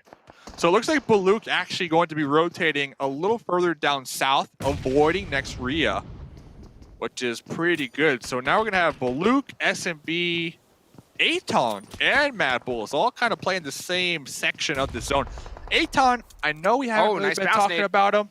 13th Hot Jukes. I think Aton just needs to look for consistency when we're talking placement points and maybe some kill points. But they could definitely still lose it here today as well. Oh, yeah. I mean, we haven't been talking about them a lot because they do have that slight buffer. But, you know, the way we see Mad Bulls and, you know, SMB get the top finish, Kill Switch with a nice little double nade. Yeah. And he doesn't have any first aids. He's just stuck, you know, just constantly popping off drinks. And now Xset looking to possibly turn this around on the Knights. They didn't like that cut from the cloth line because they're trying to bounce back here. They did. They did not like it. Kill Switch with a jump shot. Oh, the stain, Dave. The stain. Spoke too soon. I assume Kill Switch didn't have any more heals, right? Because we didn't see him heal up before jumping down. But J7 Polo back up on their feet. It's a 2v1. Oh my goodness. J7 getting him, and Besiktas is kind of helping out Xset here. Zessie with that suppressive fire onto Xenox is just making things that much more difficult for the Knights. Next so it zone. does look like Xset. Yeah, next zone. This is a big one. That's what I get down. Eastern Stars, yeah, sitting pretty. What do you think about this one, Dave? What I think about this one, Baluk, Mad Bulls, Aton, SMB, all those teams down there in the south, they're going to have to make up their mind on where they want to push through this very difficult terrain. We got Junkyard down there in the south of this new circle. S2G currently holding that one down. I already see SMB in vehicles using one of these off-roads to try to reposition themselves. But yeah, Mad Bulls losing Monkey in the kill feed. Wow, these bottom teams, man, they did not get any luck with this new circle shift. Oh, no luck indeed. And there goes Xenox down to that Molotov. So that shift, horrible for those particular teams. Eastern Stars, like I said, sitting very pretty. And Baluk chopped on, Supermassive Blaze, both have a little bit of ways to go. And they're going to look like they might get into an engagement with each other. Aton did get a member of the Mad Bulls out the vehicle. So now it's just two left for them. Very challenging situation to be in for the Mad Bulls, right? 17th, they're sitting with 173 points. 10 points behind that 16th spot, Eastern Stars, who Eastern Stars did get the next circle. They have a huge buffer between them and everybody else. It looks like Yin Yang in effect from the Mad Bulls are in their individual vehicles. They are just going to be sending it, looking for any type of spot to just duck, dive, and turtle up and survive here, Hot Jukes. Oh, yes, that's all they're trying to do. Supermassive Blaze going down to Fenerbahce. That's what I'm keeping an eye on, is that kill feed. Revo, you know, this guy's done enough this entire tournament. So at this point, you know, however it goes for Alpha 7, it is what it is. But he ain't done yet. I'm going to try to make these highlight reel plays, baby. How about a 2-piece? Huh? Who ordered it? Who ordered it? I did. I'm hungry. Well, how about the number 3, dude? How about the 4? Huh? How about Revo? it? Oh, Revo. Bounce down. Revo. Finding angles. F4. Oh. Oh. Ah. Goes down. So close. Just the 2-piece. Just the 2-piece. Just the 2-piece. I'll take that, though. I'll take that. Besiktas out here on the east side. Okay, looking fine. Aton. SMB. If SMB can catch a couple of these vehicles, that could be huge. But look at this. A 3-way standoff. Aton. Buluk. SMB. This is massive, Hot Jukes. Massive fight here. This is what we've been waiting for, and we're gonna see Supermassive Blaze get a beautiful knock, and now they're starting to press it. I love to see it because this is a fight that you should press. You have all the angles in the world, and you need to secure this side of the circle. But Supermassive Blaze are taking their time, and they let Aton get a little bit of that reset, but those off angles proven to be so big. One of their players does go down, and finally, Savian able to get a little bit more pressure. Back and forth fight between both of these squads. Can go either way. Asta in the smokes, cooking a grenade, tossing that grenade all whatever direction.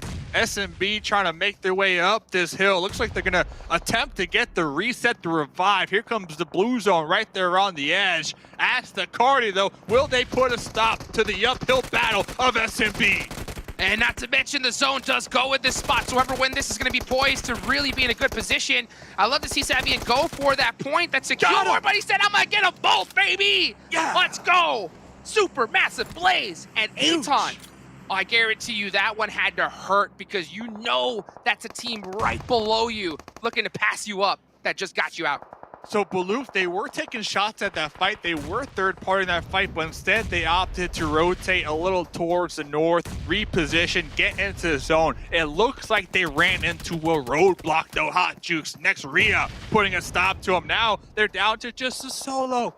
Oh, can he survive? Running in the middle here. Frozen though in the buggy, looking to probably seal the deal. And then SMP on the high ground. After that last fight, they were able to acquire a nice spot up there. Oh, yes, indeed. With that particular zone shift, they're going to be in a pretty good spot. Supermassive Blaze are outside of the zone, and they're getting kept by next Ruya. So they're going to have to do that. Not to mention, there's only one little member of Baluk Chaptan, Fernand. Found a shack. In the shack. And that shack is out of the circle as well. It's not looking good for Baluk. SMB though. Aton, yeah, you have a little bit of a point buffer, so Aton can't afford to get taken out in the fight. Not a big one, not a big one. But SMB, they needed that a lot more. SMB, they are 18th coming into this game, and talk about needing it. S2G Timber looking to cook a grenade! Goodbye, Mad Bulls! No! The duo taking out 12th place here this game. That will get a 1 placement point, not counting any kills. That is not enough. That's not enough. It's going to really come down to the last 3 for Mad Bulls. They're going to have to pull out something special. Supermassive Blaze go down. And to be honest with you, yeah, they won that fight, but that was only 4 kills. And going down to 11, that's 1 placement point. That's not enough for them either. So Mad Bulls and Supermassive Blaze not having the great Miramar game that they were hoping for. As far as teams that were still covering, Baluk, Eastern Stars. Yep. Eastern Stars have the best chance because Baluk, I think we'll see him go down in the next few seconds. Yeah, they have a solo, but yeah, now I love how every single game, the table is definitely just 360, right? Now Eastern Stars are looking to really capitalize in this match to really get a nice amount of points to help keep them afloat here in that top 16 because Eastern Stars are in 16th as of right now. Oh my Looks like they got full up. Looks like they got the zone up there to the north. Will the next circle favor them? No, it will not. They will need to push across the terrain, and they're going to have to fight the Besiktas squad in order to do so. That's all my eyes are on. I'm only looking at one player from Baluk Chaptan. Whatever's happening on the screen, if it ain't those teams, I don't even want to care about it because I want to look at how these guys do right here because it is so huge, so important for these teams to make it into that top 16. trying to keep their tournament hopes alive here. You know, and as so far, there's still that member of Baluk Chaptan that is up. I can't really see on the screen exactly where he is, but I'm sure he's just creeping and crawling, trying to get into that circle. And Baluk only 1 elim point too, so they don't want to get taken out here. 9th place will get them 1 point. That's not enough. If you are, yeah, not enough at all. So, looks like Bozzy got knocked from Eastern Stars. That's a big fight. Hopefully we can get eyes on that coming up here. Fernand still alive there in that corner. Look at him. There we go. We can see him. Let's go. Oh, and now we got eyes. There it is. Keeping an eye on him, creeping and crawling. Moving Juke, up tell into me, the tell circle. me the pressure. You're solo, so much riding on the line. Oh, he doesn't want to take that point. It's a free point. Look at him. It's a free point, and he didn't even want to take it because he knew he didn't want to give away his position. And now he's got to go for these two. Yeah, 100%. Well played there from Fernand. The trigger discipline to wait to the last second to secure at least those 2 points was massive. So Baluk Chaptan does go down, but he does take at least 2 points with him. Not a particularly bad play. I love to see it. Yeah, they got a total of 3 elim points, not counting placement points. So I like that they were able to wait and kind of bait out that player that was down there. Now all eyes on Eastern Stars up there towards the north. Top 5 situation. They have 4 up, but they do have the low ground with footballers overlooking them. And we continue to see in the kill feed, knock after knock onto the Eastern Stars. Footballers are definitely just playing spoiler to that team. Oh, what a horrible finish for them. The Eastern Stars just getting punished, and they really do need to put those points up. It does look like they are going to still stay alive a little bit longer. S2G goes down. I would love to see that Eastern Stars, and they're up. Okay, Octavian on the other angle there. Still alive for them. Gonna be hugging the edge of that circle. And it looks like we're gonna see another snake play come out from one of these bottom teams. Snake it to make it. Snake it to make it. And Rom from Footballist, totally just destroying the dreams right there for a Eastern Stars winner chicken dinner.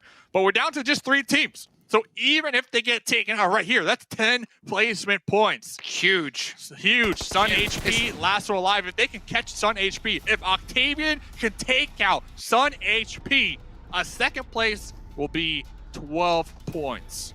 This is big for Eastern Stars because they were up on top, you know, pretty close being in a pretty good position there. So, you know, Eastern Stars, if they're able to really get this one in the bag, that's going to be huge because they were in 16th place, Dave. They're in 16th place right now before the start of this match. And with this performance, especially seeing Mad Bulls, 2nd place, SMB, go out early, we're going to see them push up big time. And 2nd place is what he's accomplished so far. Lutz, push it up hard. And they know exactly where he is. He sees him. He gets up and down. Going to get some suppressive fire from the rest of his teammates. And I think footballers are just going to wait. Yep.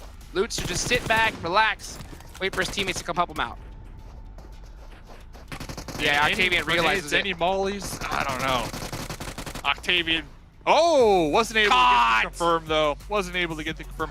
Either way, Eastern Stars coming into this match 16th place overall. They got at least 12 placement points.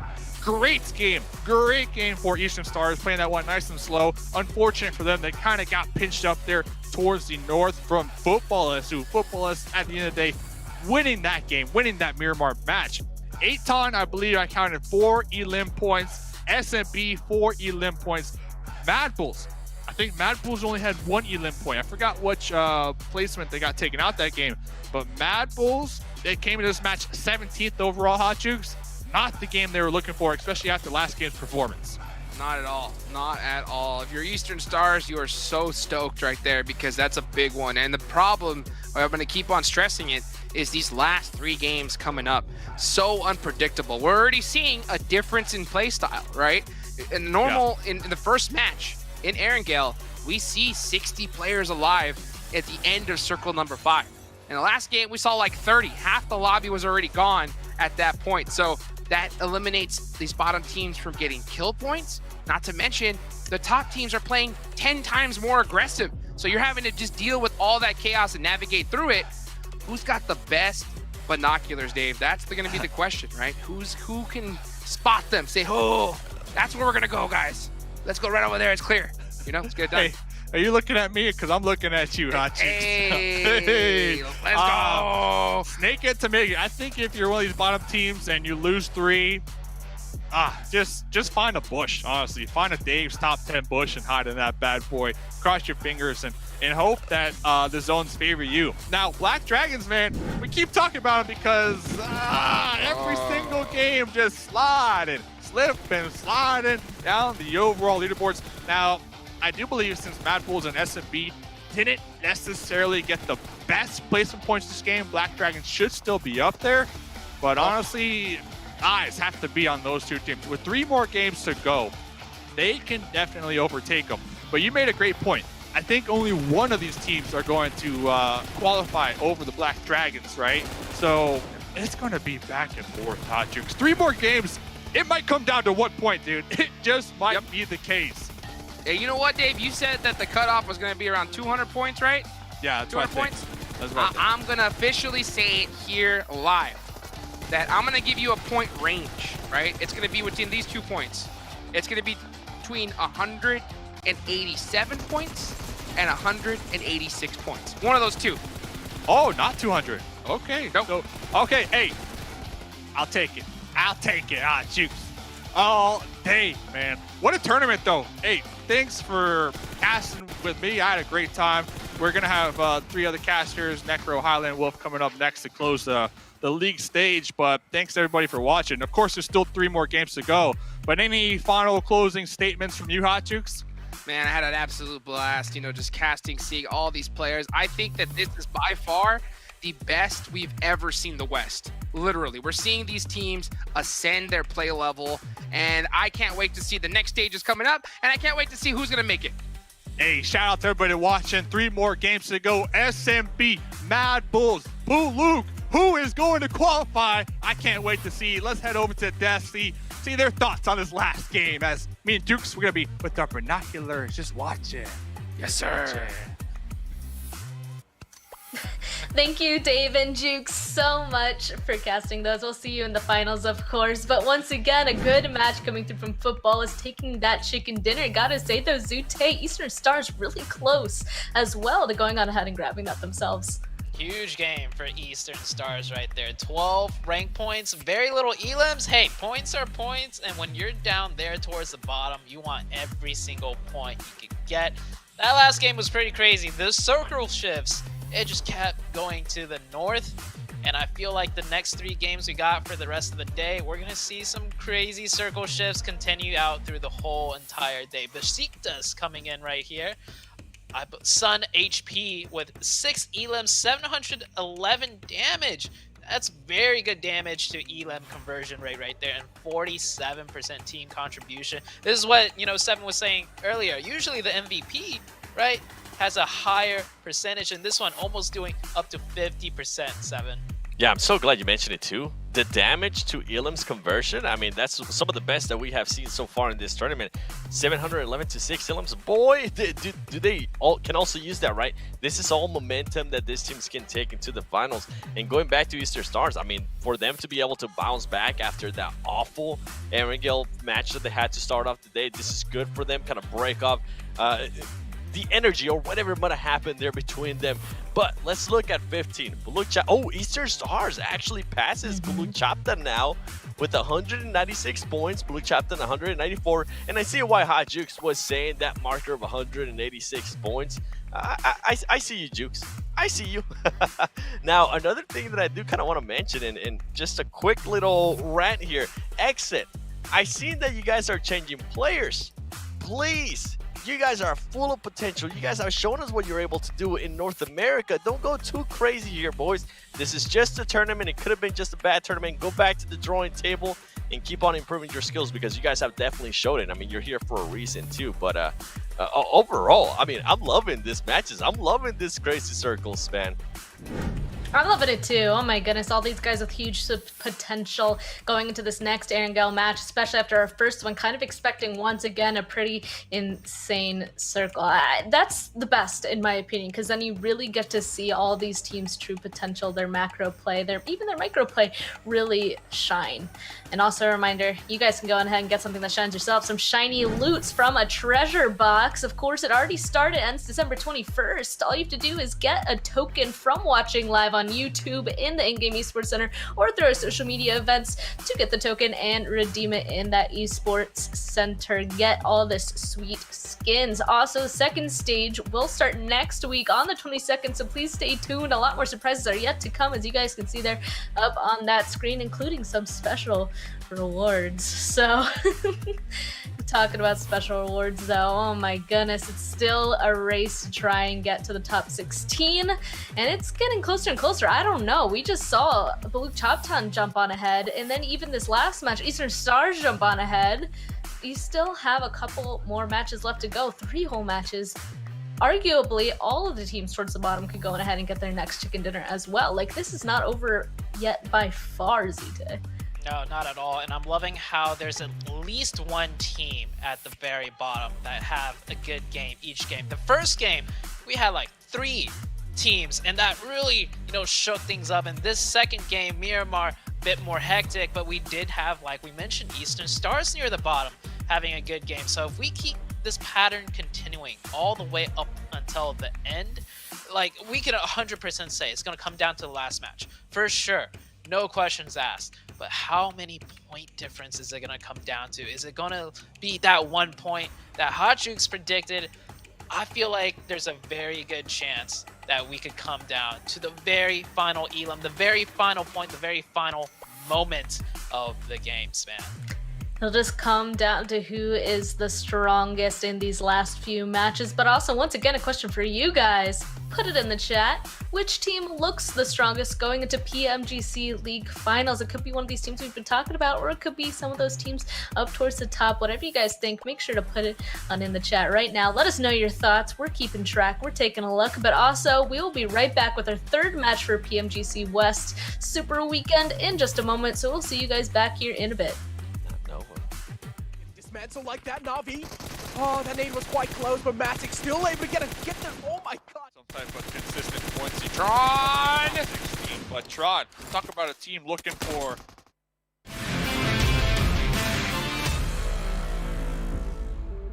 Last man left, he has this little vehicle to work in as cover. So as soon as he gives his position away, that's when things will be done for him. He finds the knock, and he might just be able to clutch this. Now it's a one-on-one situation. If Milo is able to connect this nade, that's going to be absolutely huge. Nade's being traded from both these sides and gets the Enjoy 7. He clutches it once, but Sheikta, they somehow pull it off. Going fishing, and Rambo's still in the water. Somehow they still don't see him. He pops out, and he gets the finish. Goes back into the water. Are you kidding me? Watching. He's gonna be looking at this direction. That nade though does press him out. Football is maybe able to take him down, and he gets the kill. Picks up 2 kills. Trying his best to hold on to the position, but yeah, as you mentioned, Besiktas definitely do have great positioning, and possibly even they can try and win this one. But football is now, oh, this is not good. Revo easily able to take care of 2. Still waiting as Nice desperately hold on. In 5th position, a solo also for A7. Revo, he'll find another knock. Any team like that, I think the goal is to obviously qualify for the last Super Weekend and just get some type of consistent points. Tron! 16, but Tron, talk about a team looking for... Oh no, Analysts, they're not going to be feeling good. Just watching just A7 getting dismantled like that, Na'Vi. Oh, that nade was quite close, but Matic still able to get there. Oh my god, what was that? That's a heroic entry from the side of Matic. Like you mentioned, the blue zone going to be applying pressure. Alucard making that U-turn, popping out with the DP, but immediately taken down. Immediately, Matic! Let's go, baby! Twitch is busting out the full action with the quick snipe and finishes! Goes! Matic's insane! He's on fire!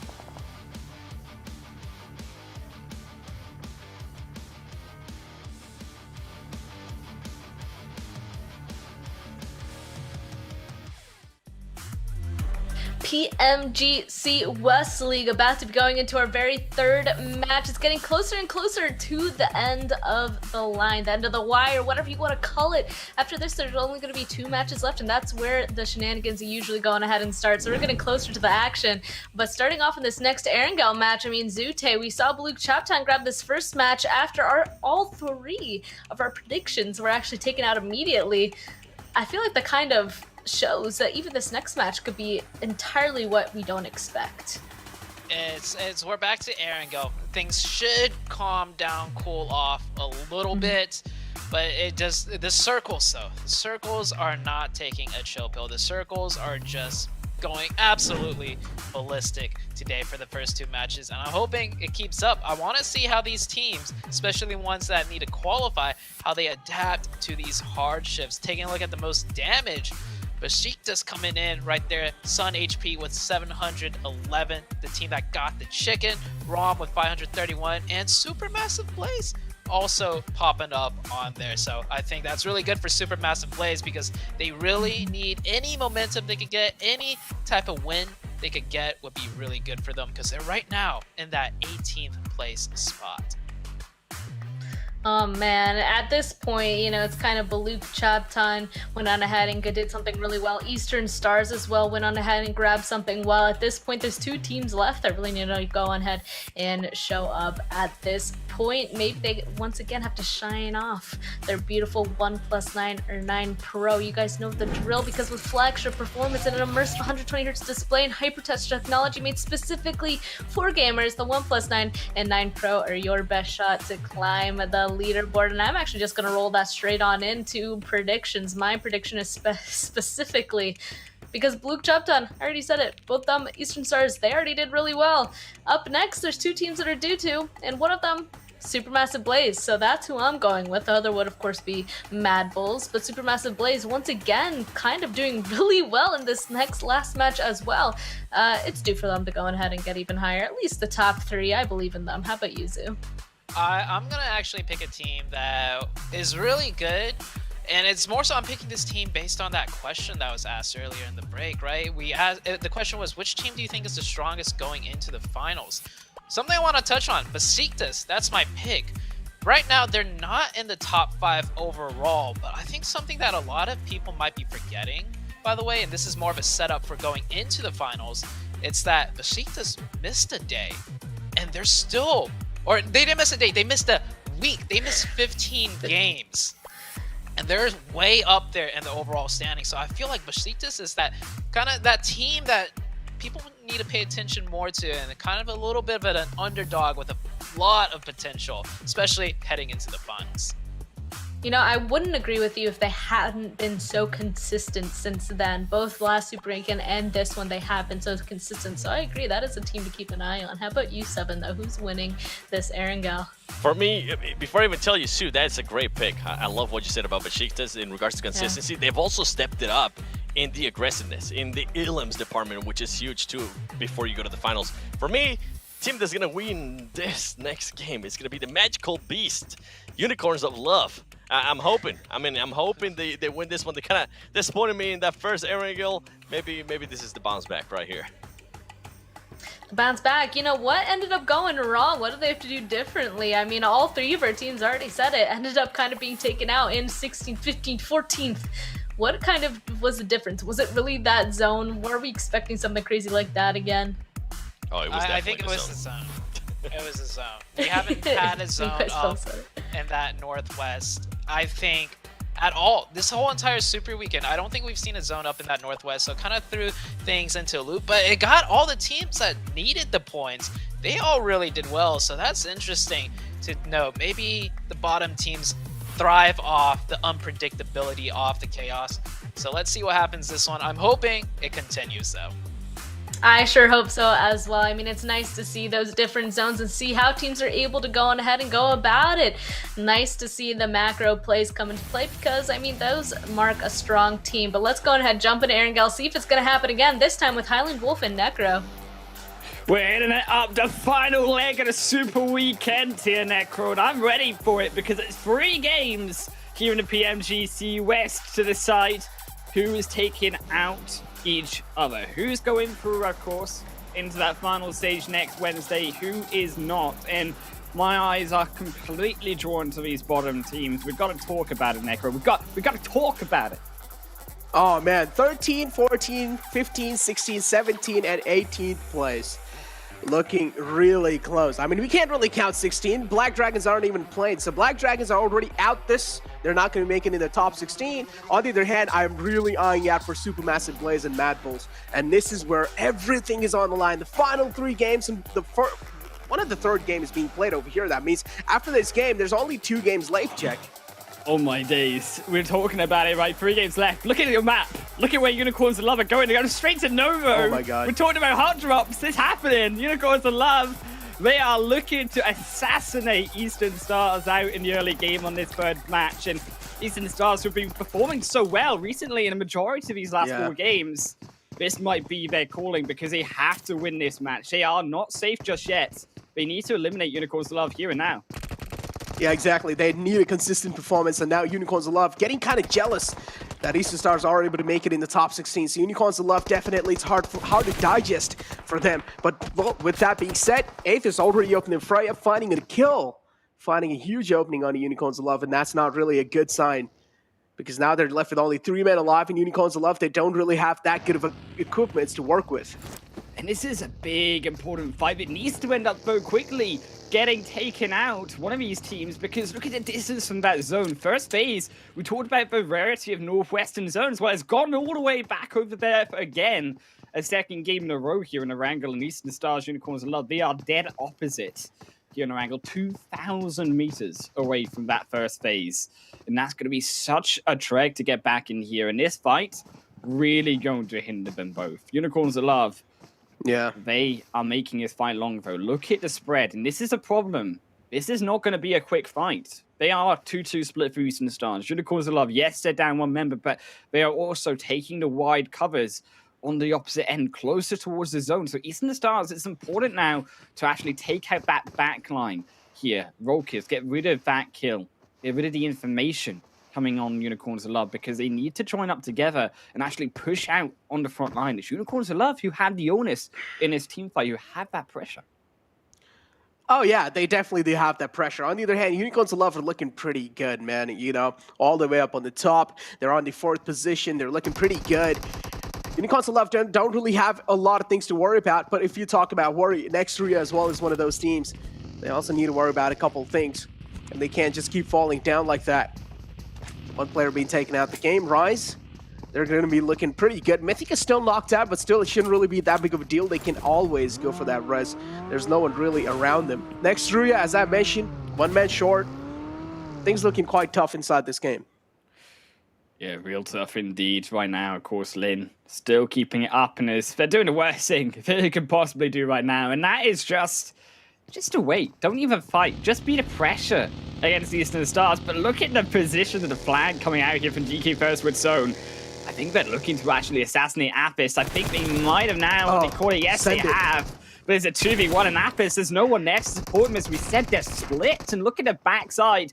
They are able to find it. One from Kapahala is crucial onto Witsone. And GK first, a second. The beautiful shots with the help of Barzi outflank the flank. And Eastern Stars, they're going to demolish and punish 3 now. Unicorns of Love, and Lin is the only one remaining, but there's still more fighting happening. Dude, on the other hand, there's another fight happening. A7 and Footballist. There's just so many targeting going on over here. A7 looking to take a dig on the Footballist, but on the other hand, Footballist as well. They're replying back in a style. And they're able to kind of trade things out over here. A7. Footballist, after winning that previous game, definitely they're looking quite confident inside this fight. On the other hand, A7. Revo has been taken out. Mafioso and Carrio are the only 2 players in the front. Carrio as well taken down quite low. A7, they just don't really have the HP to work with. Rom is down quite low. They just don't have any heals. And Rom still, though, he goes for that insane peek and he's able to find 2. That's a huge one. Now Senetex all the way on the top. He does have the high ground to work with. He's able to pepper down some bullets. He's able to rain down death and destruction. But still, Footballist now left with only that 1 last man alive. He's able to get back inside the compound. I'm pretty sure he's going to be going for the res. He killed himself. He killed his teammate. What are you doing? Instead of Texo, he tried to go for the kill, of course, behind the rock, but instead he just takes that career anyways. That's feels bad, man, from Carrillo. But he's still going to find that one. Ryan was dead, and that's a nade on points in a Texer. He's soloing away the rest of footballers. Dreams and standing for 1v1. Lovers in, he takes it. Oh my god. Set a Texer, and the rest of A7 with the collapse onto the south side. Of course, this was where Black Dragons used to drop. Both of them tried to change it up. But A7, they came out in footballers, a big game that they're going to lose out on. They should be safe, of course, with their good results from the previous Super Weekends, but still not the way they wanted to go out early on. My still question is how the heck are Eastern Stars going to travel the entirety of Erangel to get into that zone? Because they're also wanting to head through that western bridge. It's open for now, but they need to go now, because you see all of these teams on the eastern line who are in the side of farm, all the way up to Yasna Poyar. They're all heading back same direction across, and they're all going to want to try use these flanks, like that coastal line, to avoid the fights on the mainland Erangel side. And that is exactly where Eastern Stars also want to collide with those teams. So it's about who gets over that bridge first. Are Eastern Stars en route now going to get there before the rest of these squads? I feel like Eastern Stars do look pretty safe because Unicorns Love have made their distance from them. But on the other hand, now Fenerbahce getting charged on by Xset. Xset, pretty much, we do know they're not really going to be able to make it in the top 16, so now they're just trying to play for their spoil sport, and that's what they're exactly doing. They're just charging in. Able to get 1 kill on Fenerbahce. They do know where the second man is, right outside this little compound wall. Lobbing in a couple of nades, just hoping that maybe he's going to be finding one knock that would try and open up the fray, but still, Xset, they do have another man knocked out. On the other hand, Fenerbahce, they're just down to a two-man squad. Nox trying his best to at least try and find one knock. But Xset, they're just looking really strong, and it seems like their intentions are clear. They just want to take down Fenerbahce no matter what. Rebellion in the close, taking quite a lot of damage. Polo, though, he's on aggressive footing. He's not going to stop. Takes the man down, and now Polo doesn't realize the final man of Fenerbahce right in the front, position being revealed. He doesn't really have anywhere to go. He's just going to be pinned behind this tree. And this was a patience coming through from Polo. Nox Bombing tried to get a sneaky shot with the help from them. Polo almost went down, but in blue zone, it engulfs this dead body. There goes rest Fenerbahce. Revenge served hot on a silver platter for Xset in this third match. It's only going to be a couple pity points, unfortunately, as we said. They don't have the ability now to be able to qualify, but for teams like this, right, Supermassive Blaze also needing to find that qualification space, they have not been performing this third Super Weekend, and that's the big factor today. They need to be able to change it up under the highest pressure that they now face in these final 3 games, because the pressure so far at the Super Weekend, I think it's been getting to them. Supermassive Blaze, they were in a comfortable position coming in onto this Super Weekend. They were about in the middle of the table, but they have dropped significantly and are under threat, of course, being eliminated. Now, this is what I really like about Bullock and Eastern Stars, right? They did realize it's just the final 2 days left, so they did decide to kind of step it up on the final 2 days, and Bullock as well having one of the most consistent performance next to Eastern Stars. They're able to at least get their mark in the top 16, right? Slowly and steadily, they're getting there. Game by game, they're getting there, and it's like they just seem unstoppable up till now. All they need to do is just snake it till you make it. Yeah, it was actually those extra 50 points from those final 2 games yesterday coming through from Eastern Stars. We're the best out of what made Eastern Stars the ability now to be able to challenge that 16th position, because they've only gained 82 points coming in onto today on these games. Yes, they also had a big third placement in the last match. Next Roy will fall down, and that's going to be a casualty there to the hands of PK. This nice will confirm that. But to head back to my points of Eastern Stars, right, you're heading in a position now where Eastern Stars, they've got themselves with those extra 50 points, the chance, but we still need to continue being good. We still need to see potentially another 30 or so points coming through from Eastern Stars to be able to call them safe and to say that they qualified through by the end of the day. And that's something that is also being echoed by the likes of Blue Chabtan, another one of these teams, as we talked about, who have been funding so far 2 chicken dinners in the Super Weekend, both in Erangel so far, and then also doubling up in the consistency of kills and placement points they've been getting. The pressure, although it has been tough for some, and although some are slipping, we have seen that pressure be paying out in dividends when it comes to making these players stand up and recognize that they have to go now, whether it is their playstyle or not. Whatever works on the battlefield is all fair game. Oh, we do know, man. The latter half of the board is looking really close. Teams that are right below 14th place, things are so close, man. And I'm pretty sure each and every single team wants to get that, at least that 16th place. Because we do know Black Dragons is out the equation now. And this game is so important for teams that are all the way in the bottom, right? That are on like 17th and 18th place. So they do want to make sure they're at least able to rack up a couple of placement points before they get taken out. So they just want to get that consistency factor inside the game. And if they're able to do so, maybe they're going to be getting on the top 16. But again, as you mentioned, just getting in top 16 isn't going to cut it because, again, your position can be compromised by some of their team. So you always need to have that consistency factor going in, and you need to make sure that you're able to rack up at least a decent amount of points in every single game. You know what's sad about it, though, is when you count out all of the teams, right, in that below 16th position. Okay, so they're not there, 20th position. Except they're looking in 19th. Black Dragons are going to be 18th. When we look at the overall standings by the end of the day, ideally. And then now, who's going to be that 17th team? Who's going to be the one team in the rest of this lobby that's not going to make that finals next week? That's the sad truth about this final 3 games. So there's only going to be one more team that can't make it. And when you look at how volatile the standings have been, I think we're going to come down to the final match. Realistically, it's going to be down to a couple of these points, a couple of these teams to decipher who that answer will be. Because right now, as we said, it is so close in between the standings. And you are looking at the likes of Blue Chip Town, Mad Bulls, Eastern Stars, Supermassive Blaze, these 4 teams who are all in danger of falling out, and particularly now finding that risk of kills. Teams like Eastern Stars, these couple of extra points onto like Unicorns a lot, if they can surface and climb up, as we said, to that pressure of teams dropping onto them minute 1, that's the extra points that are going to bring them over the edge, and those other teams who have been sitting quiet. Look at the circle now. That's a tough zone. Yeah. I mean, when you're looking at it, that river coming straight down the middle. Yeah, I think Besiktas strike lucky because that river, right, is going to just separate so many of those teams, everyone, but those 14 teams. But Besiktas is on the south side. So Besiktas, if they can secure a good position now, are going to look so dicey to try fight across that riverside. I want to try to even control that river and try to control that wizard tower. That would be where, if I was Besiktas, to look for. But what's going on over here? H2G is just trying to take a couple of shots. Making that quick rotation inside the zone. They do realize it's a do or die moment. You either try and get inside the zone as quick as possible, or if you get any more late than this, the circle just going to be filled with a lot of teams. So S2G just trying to book it inside the zone. Mad Bulls are just spotting so many teams trying to make it in there as well. They do realize the bridge is kind of like a little choke point over here.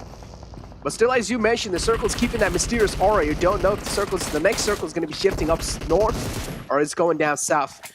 S2G able to take one man down from Nextria, and that's going to be sealing the deal on to Nextria on the 14th place.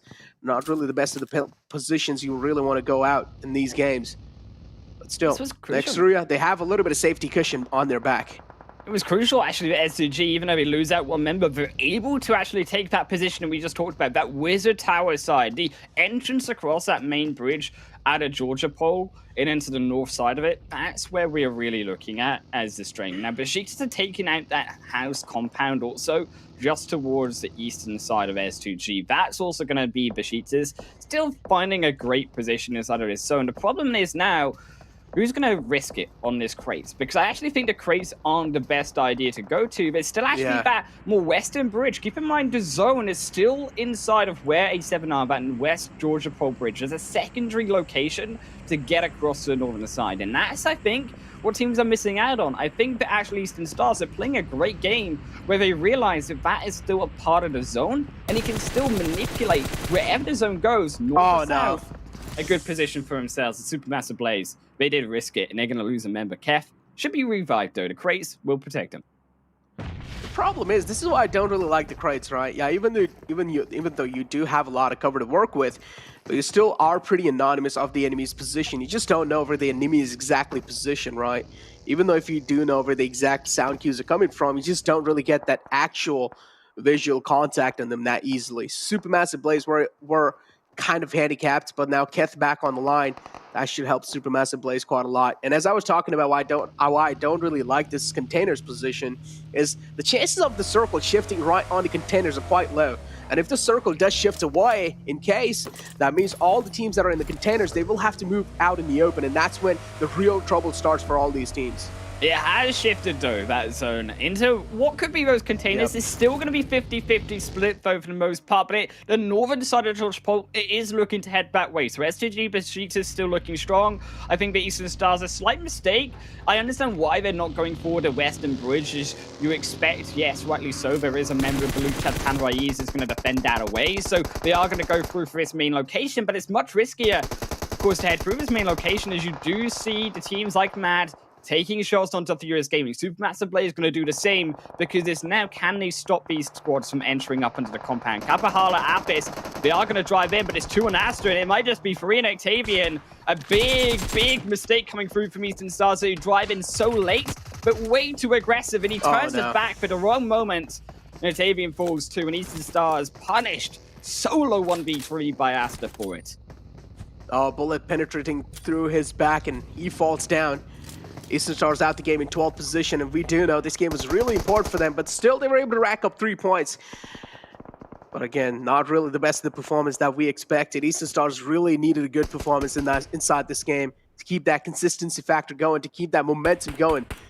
But unfortunately, they fall down. As you mentioned, late rotation is probably the main issue over here that Eastern Stars had to pay the price for it. On the other hand, Knights able to get their eyes on the exit.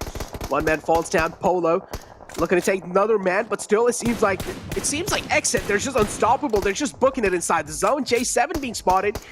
Bullets whizzing past him. It's going to be safe for now, though. I just don't understand why teams are trying to go through the direct entry of the zone, because as we said, there was that flank side open. Phase 4 is going to hurt, but you had the time. If you were quicker at rotating, Eastern Stars, they could have easily done it. Exet should have done the same, I think, heading through that Western George Pole Bridge, or even potentially not on the bridge, but swimming, taking a slower route, but not going directly in through the South Crate Yard, because going in that direction, it is suicide for all of these teams' late rotations, and that was the reason why Eastern Stars fell. It's the same reason why Exet fall as well, because they are too eager. They don't see that there could be a potential second option to go for, and I think they've realized it now. You can see Killswitch Polo on that map. They are taking that more western river crossing. They are going to swim their way through, as Senetexa is doing.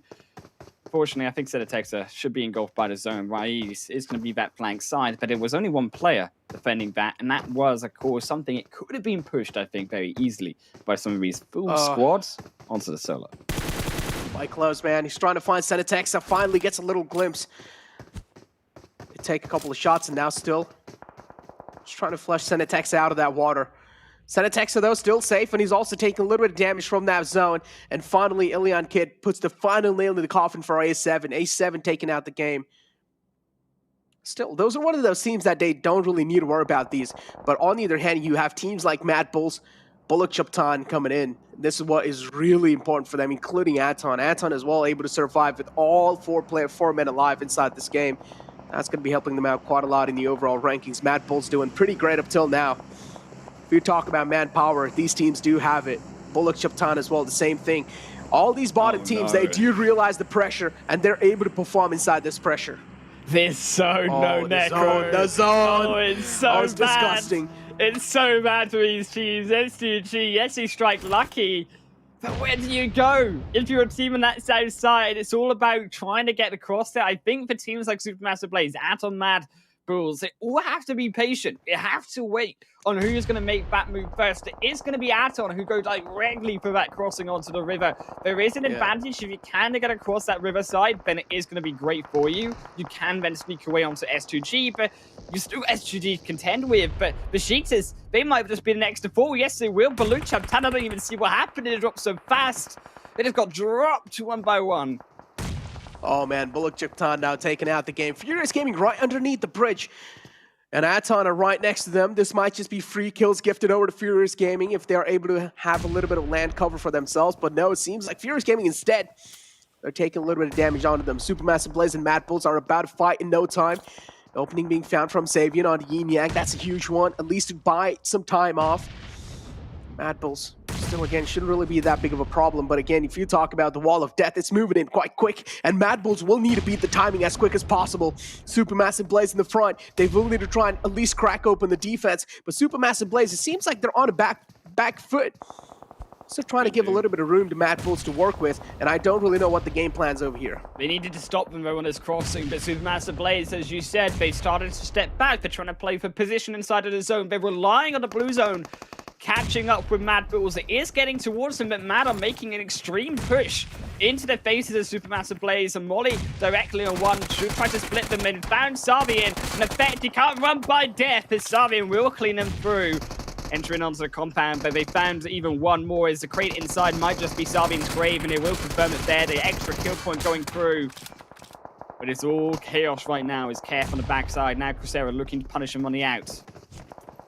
Oh, here we go. Crucera does realize the man went on the right side, and now he's getting charged on, position revealed, and now Mad Bulls, they're quite hungry, and they're quite mad because Supermassive Blaze are able to take them down one by one. Kef does realize there's only one last man alive, but guess what? Yin Yang coming in clutch for his team, and he will also get the rest back upon the fallen man. Mad Bull somehow able to make it alive inside this game this late. Agori will be back upon his feet, but on the other hand, there's just so many bullets being fired. It's a complete chaos. This is huge for Mad Bulls, though, and they've got to pray for that sudden shift back in towards them. But on the river front, it's all do or die. As right now, Xset are trying to fend their position off. They used to control. As Aton as well did dive on into the water side, as Knights as well. Going to be the third. Furious Gaming a fourth, and it is about controlling this edge of the water. But that zone, it went up to the north, all of me to make the crossing. Knights, we will be able to make that a reality. But now for the rest of those teams, Atom, Xset, Mad Bulls, how are they going to cross? I think this might be the end of the road for them, or the end of the road in terms of the river for them, because there isn't any road left. As you mentioned, yeah, Aton still trying to cross over. Utilizing those smokes as well to try and block off enemy vision, but still that's not going to be enough. Furious Gaming spotting the man out from Xset. Oh, quite lucky though. Didn't really catch any bullets. Missing quite a lot of shots. Poppy is not going to be happy about that one. Rise now looking to take over the compound of H2G. H2G having the prime positioning inside the zone, right in the smack center, and Rise are quite jealous of that. And look at this, nade quite close, but still able to make it back in the nick of time. And while that nade finally blows up, and Nunes is the man who gets caught in that explosion. And now Rise looking to inflict pain on the H2G. Timber goes down, but Rise seems like there's just an unstoppable force of nature. They're pushing inside, and they want the man of H2G dead. Silence Pew is taken down quite low. It's the final man as well, and Rise just like that, easily able to take him out. They couldn't control the center of zone. It went towards them. Rise obliterated them with the nades. And as you said, force of nature just blowing the faces off of S2G with the 100-mile-per-hour gales of those nades. As Aton will live to see only game 4 as Xset send them packing there. Polo still alive in a 9-kill game for Xset. A huge series of kills. I almost wish I could have seen it earlier. This is an Xset that I wanted to look for, but Blue Chap Town also, they need these points, and they're rising against the first, of rising against Rise. Oh, here we go. It's time for second wave now, Rise. You better be ready for this one. The defense is starting to crumble a little bit for Rise. The men are down quite low. They need to patch himself back up. And it's all down to Mufasa and Gary now until the two men are trying to heal themselves back up. But Nunes, that's quite a great name. Metric able to break it out alive on a sliver of health. And well, guess what? Bullock, they're just able to crack this defense open easily. Ilian Kid. Oh, that smoke was quite good to try and bite a little bit more time. But Rise finally fall down. But guess what? Ilian Kid as well falls over the flames. Oh no, that's not really a good thing. What's going on? Defense are getting cracked open. But look at the rest of the teams. Blue Chap Town has secured the win. I think this should be it. Knights, they're going to take the river fight onto Polo, onto Kill Switch. He's going all submissive. He's going all down under the rest of the water. And he is a submarine, but I think Xenox, he's been spotted. He's trying his best. He's trying his best to find the shots onto Kill Switch. He shouldn't be able to find them both. Maybe he does. Oh no, it Kill Switch is the one inside of the water. He is still alive, but for both on no HP and Kill Switch, he cannot find a position in that molly. Is it enough? Barely. Not quite. Xenox does get up the river. Now into the fray of Blue Chap Tan though. There's a nade. City is coming down, baby, and Blue Chap Tan, they're looking. Final population of 2. They could only be 4 alive, and I think they've got it. how did Kill Switch let Xenox cross over? That's my first question.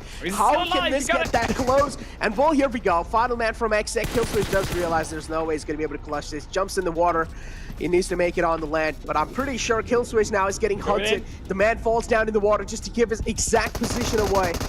Kill Switch position being compromised. The wall of death moving in, taking quite a lot of damage. He's not going to be able to withstand it. And XZ falls down, and Bullock again, another chicken dinner. What's going on? Oh my god, Bullock. They're looking pretty good today. Oh man, Baluk, Chab, Tan here. They are looking so darn good in today. The second chicken dinner in just today alone. I honestly think that now coming in onto these final 2 games, they've been able to qualify off of that result. That was the type of star-studded result that we were looking for, Necro. And that only makes it harder, because that's one less spot now for all the rest of these teams have to worry about. Because as we said, only one is going to get eliminated by the end of the day, and I don't think it's going to be Baluk anymore. Yep, I don't think so that as well, because Bullock winning 2 games today, man, that's absolutely massive, and they really needed this. And we've been talking about how Bullock is really good working under the pressure, and this is a prime example of that.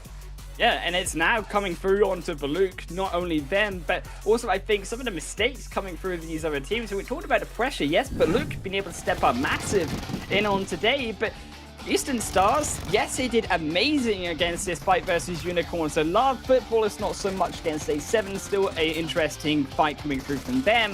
But the fact that they couldn't convert that series of kills from Unicorns to Love in onto that, I think quite frankly, easier way in onto the northern side of Georgia Pole and into what could have been a great game for Eastern Stars, and also them qualifying was a big letdown from them. I think XZ as well made that mistake of also entering in through, but I like that XZ also adapted. They went instead to go for the river, as we said, that more western side was open, and as a result, still, it was XZ that with that extra information was able to be decisive in that change of plan and then get that second position, get those 10 kills in that game. And it was, despite XZ being, yes, eliminated from contention, still a massive game from them.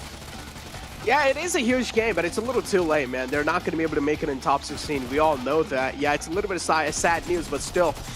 Yeah, in the end, Furious Gaming as well were right underneath that bridge. They were able to rack up quite a decent amount of kills, not gonna lie. But Rise, overall, I do like that aggression being shown from their side. They did realize it's a do-or-die movement. You'd rather go inside and try and get S2G down. If you're not really able to do so, that means you won't really have that good of a positioning. And in the end, we also saw that little emo from Bullock Chaptan because they knew they won it.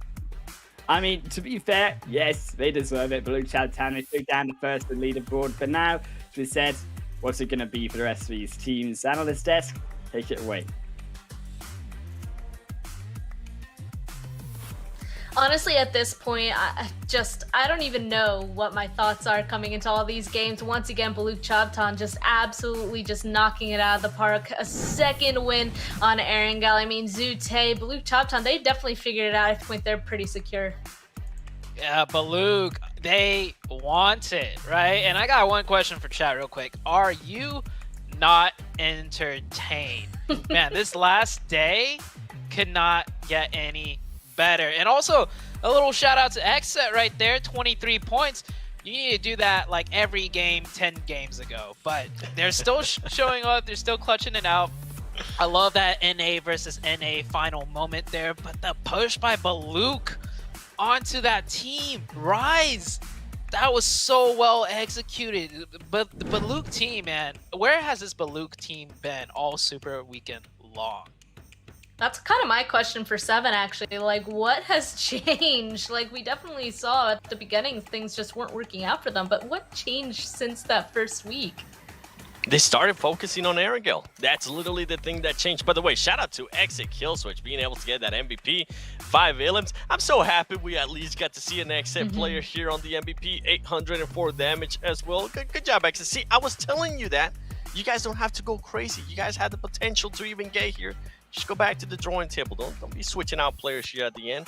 But going back to what we were saying with Baluk is, I mean, the improvements that they have done in Erangel, it's so insane. I mean, right now, I believe, if I'm not mistaken, I believe that is this Super Weekend 3 chicken dinners in Erangel alone, which is huge because considering that's the map that we're going to be playing a lot more, even in the finals. It's going to be interesting if they're going to be able to ride that momentum, right? You see them now in 13th place, more than likely. I mean, I think it's safe to say they definitely qualified.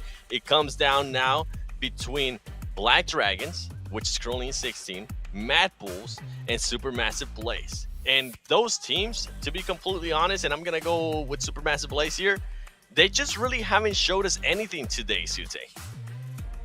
And Supermassive Blaze, another thing to note is they've come in at 3 Super Weekends. Take a look at Mad Bulls, Black Dragons, Eastern Stars. All of those teams ahead of them have only been playing 2 Super Weekends. So Supermassive Blaze, like, they're at a 15-game advantage, and they're still towards the bottom. So we only got a couple games left, even playing field, so to say. Supermassive Blaze, they really need to step it up, or they're gonna go down in a blaze of fire and just sadness if they don't qualify. Oh man, well, Mad Bulls are only 3 points away from catching up to Black Dragons in that 16th place spot, and Supermassive Blaze is only 6 points away with 2 matches left. I mean, that should be doable, but obviously there's not enough space for 2, so that's a little bit concerning in terms of who's going to go on ahead and grab that 16th spot. I feel like that's definitely what we're just waiting for at this point, and you're right, we haven't really seen much from them these first couple of matches, so they have 2 more chances to really bring it back. You guys as well watching can go on ahead and get involved by getting yourself some treasure boxes. It's already started on December 21st is when this first stage is going to end. Get a PMGC token by watching live on YouTube in the in-game esports center or through our social media, and go on ahead and redeem it to get the sweet loot. The second stage of this treasure box hunt will be starting next week on the 22nd, and it'll end on the January 13th, so stay tuned and get these surprises that are yet to come.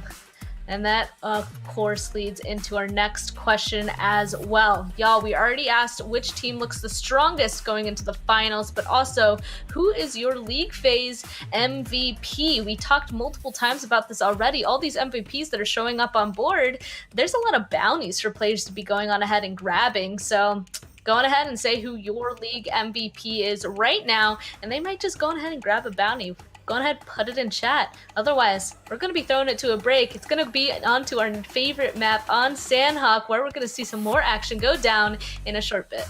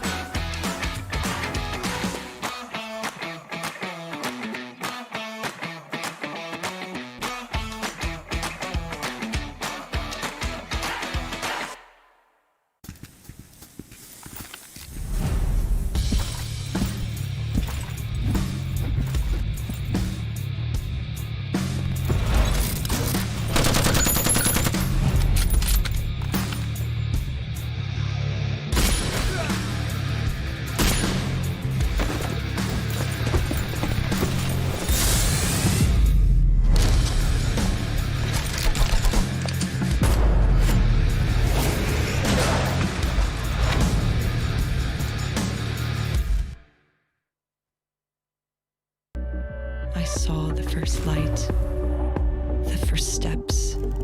Now I see much more. I capture Earth in all its beauty. I see action. I see drama. And I see it in the finest detail. Moments of inspiration. And the first steps. I am the OnePlus 9. Bringing it back to PMGC West League, we're about to be jumping on into our Sanhok match. It's notable to say, though, that it is our second to last match. Only 2 more games stand between finals for these teams, and the top 16 are the only ones that are going to be able to make it.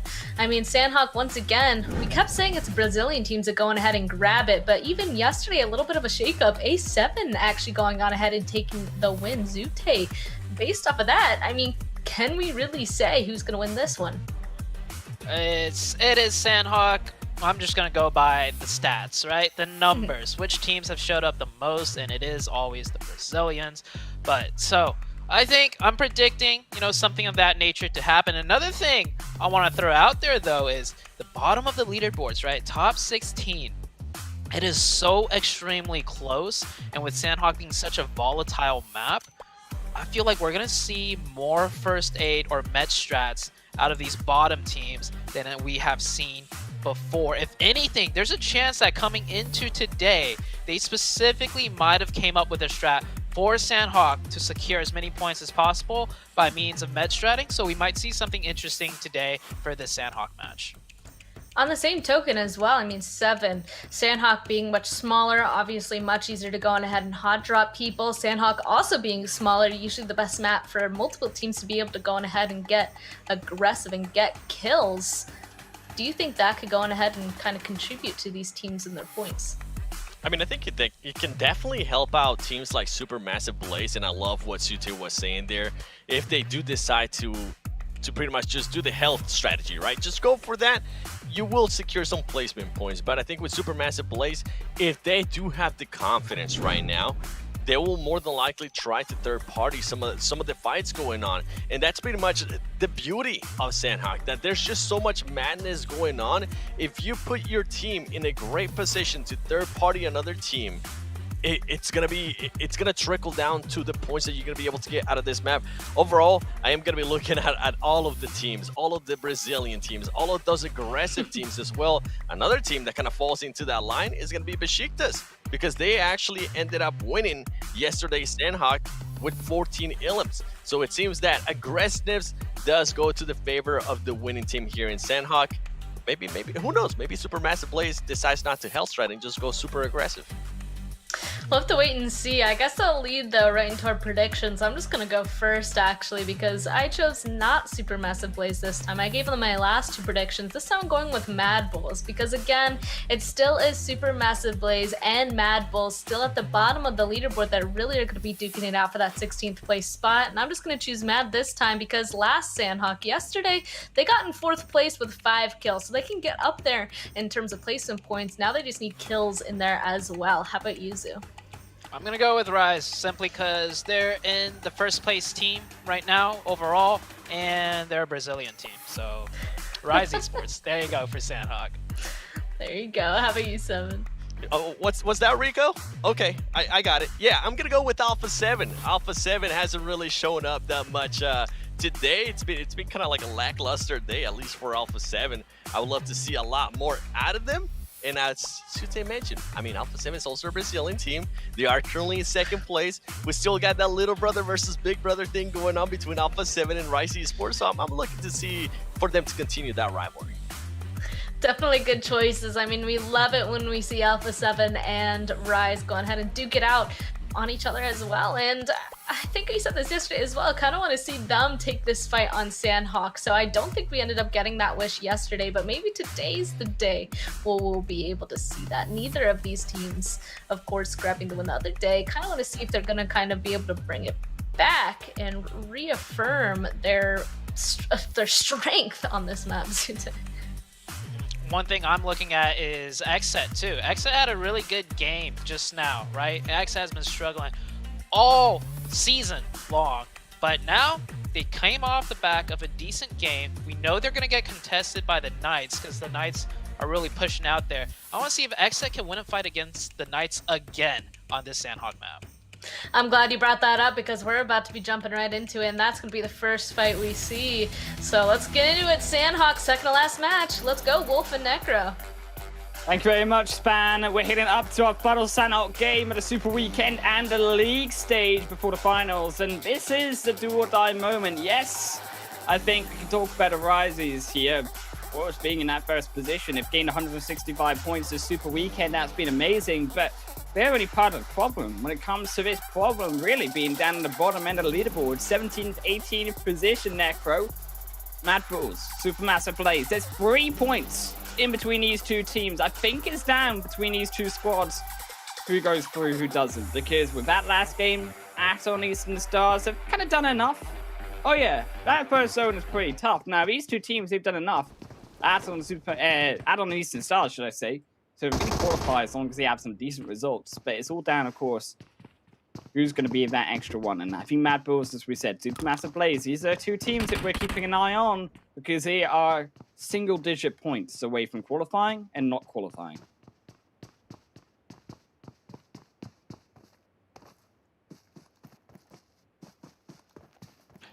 So we're going to see Nice here continuing through. Of course, heading up towards X sets right now. Jay is going to look potentially to find out flank course J7 though. He's the one in danger right now. Xenox Coops are edging it forward. Chico on the back end as well. Slowly closing in. The nade will land over the building, and that's going to be the first strike. And there comes a Go Station. Necro, they're going in. Oh, they're going in. They're definitely going in. But on the other hand now, Scoops, as you mentioned, he's trying to charge in. He finds one. He's taken down quite low, though, but still, as long as he's able to get those kills, that's what really matters for Knights. And keep this thing in mind. Knights, they do not want any casualties on their name. And look at this. Taking his time, killing that man, and putting him to sleep. Is that what he's doing? Is he putting him to sleep? Is he putting the pillow under his head, and he's just wrapping a warm blanket over him? Yeah, I know. Coops is like that kind of guy, you know, who would take care of a fallen comrade. He sends him to sleep real nice. Yeah, he does. But on the other hand, now Supermassive Blaze as well on the move. This game is quite important. On 18th position, keep this in mind. One team from the bottom team or from the bottom four will only go up. Actually, just Mad Bulls and Supermassive Blaze. One team from these two can move up in the top 16. So this game is going to be quite important for both these teams. If both of them just don't perform well, that means Black Dragons will make it up in the top 16 and they will find themselves quite lucky. I'm pretty sure at this point in time, Black Dragons they're just praying to their gods at this point in time. They're just praying, please, Mad Bulls and Supermassive Blaze. No. I hope you guys not able to play good. No, I don't think it's happening. I think the Black Dragons, what we should have really been praying for is a better result and better skill in those first two Super Weekends, because I'm afraid you don't make it, you got to put out the consequences. And even Na'Vi, who, yes, will qualify, coming in onto that finals, you've got to imagine a 40-point gap is clearly enough. But they're still not going to look pretty. They're still going to be in that 14th, 15th position. And it's all about making sure you have the pride of being as high up on that leaderboard as you can. Na'Vi, not the one we would have expected to be so low. But Unicorns of Love are going to put Furious Gaming even lower on this leaderboard too. Is Pappy Potro going to get taken out by Lin? And they're only looking for even more. Is yes, one man Dan Rolkis. They'll clean up the fight on the opposite end, except Polo as well. We're going to get run over by Next Royer. He does confirm one, but it's X-Set in 16th position. And this is actually music to the ears, of course. There's more dropping. It's not Supermassive Blaze or Mad for getting these extra points. Dude, but the damage has already been done on the next Rhea, and that's not a good thing. They're down to a two-man squad. Not going to be happy after that. One at A7. Their sights locked on the next Rhea now. Looking to take this kill. Spray comes through. Finds one. That's quite a good one. That's a beam, what I like to call it.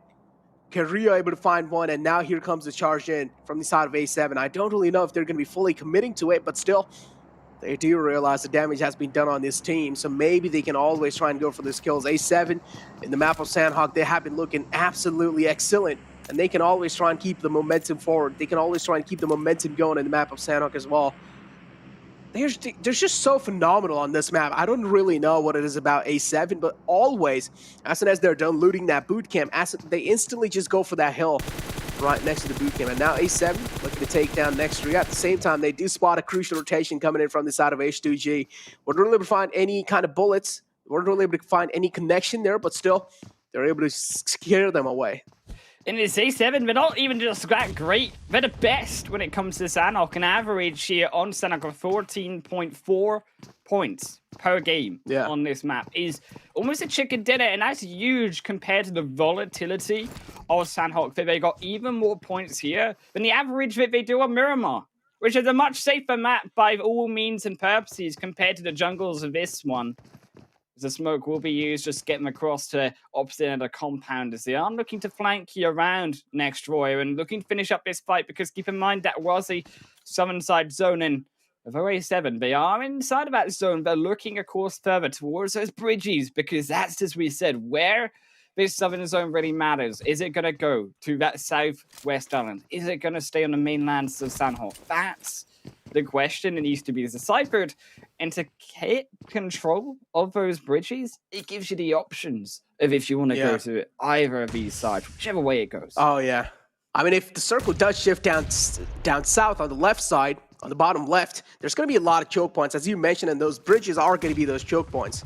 So teams can always go and try to camp those bridges for sure. But on the other hand, now Nextria finally taking a lot of shots onto them. Nihat taken down quite low. Inside the house, Yikta as well is taking a lot of shots onto himself. Then Nate's going to be closing Nihat down to quite low on a sliver of HP, though. Nihat still trying to fight back, just trying to pre-fire this angle. But in the end, Revo is just a little too good for him. And Revo is going to be putting the final nail in the coffin. Nextria taking out the game. They're not really able to perform up till the mark, Jake. No, it's a beautiful nade though onto Nihat. It didn't take him out, but it took him so low they had to then use the first aid kit to be able to hick back up into full HP. And from there, he can't fire back. So A7... they utilized that few seconds that they had to be able to make the push, and it was just clean coming through from A7. And they secure, of course, that spot heading down from Koi onto that riverside. S2G as well making their way over towards that riverside versus Knights. Painan, that could be the next fight that could happen as we do start to get towards the lull period of this first phase as teams do begin to close their way in across to this outer ring of the first phase zone itself, and first phase does start to close further through. My problem, though, is teams like Mad Bulls, they're all the way up, as high as you can go, in onto Cow. Yin Yang is cool, but the highest northern point of Sanhok you can possibly find, I don't think they know what they're doing. They look a little bit confused to me, Necro. They're heading north when that zone is south. Same. I don't really know what's actually going through their mind as well. And now, if you talk about late rotation, Mad Bulls and Eastern Stars are going to be having a lot of problem. We do know late rotation means you're not really going to be having a lot of info to work with. You just don't know where teams are exactly positioned. And this is where Mad Bulls might just find themselves in a bit of a tricky spot. Even though, as I mentioned, Mad Bulls and Supermassive Blaze, things are quite close between them, and only one of them can make it in the top 16. So a lot of things in line and a lot of pressure as well. On the other hand, we have seen Mad Bulls just working so good under pressure. So I'm expecting a lot of things from Mad Bulls. This is a big game, though, also for Supermassive Blaze on the other end of this coin, because they are, of course, in the center of this zone. They have the ability to be able to make that switch if it does. The problem, though, for Supermassive Blaze is they've not done a great job, though, of surrounding the surrounding areas, looking out and scouting information of these teams, like S2G coming up, like Knights coming up. They've actually stuck together a very close formation over the head of Painan, and because they haven't found this information, they're going to actually, in the next few moments, even though that zone, it has shifted further south, it's going to be very difficult for them to control, and ideally control as best as possible all of these teams coming from that northern, that western side. Oh man, A7, they need to book it on the bridge as quick as possible if they're not able to do so, but Shiktas are going to be having full control of that. And talking about control, Knights looking to take over the control from H2G. One man being taken out. They just want to inflict a little bit more pain. At this point in time, this fight must be just a little bit of like poke and go fight. They're not really going to be finding any confirmations over here. Instead, just to instill a little bit of fear in the enemy team. Timber able to catch a little headshot on the Coops, and wow, that's a great shot. Oh, I know it's quite lucky. He just tried to pre-fire that, but still Coops. Oh, he's just going to be banging his head against the wall, Jake. That's right, it's Knights. You can't find that revive as ideal.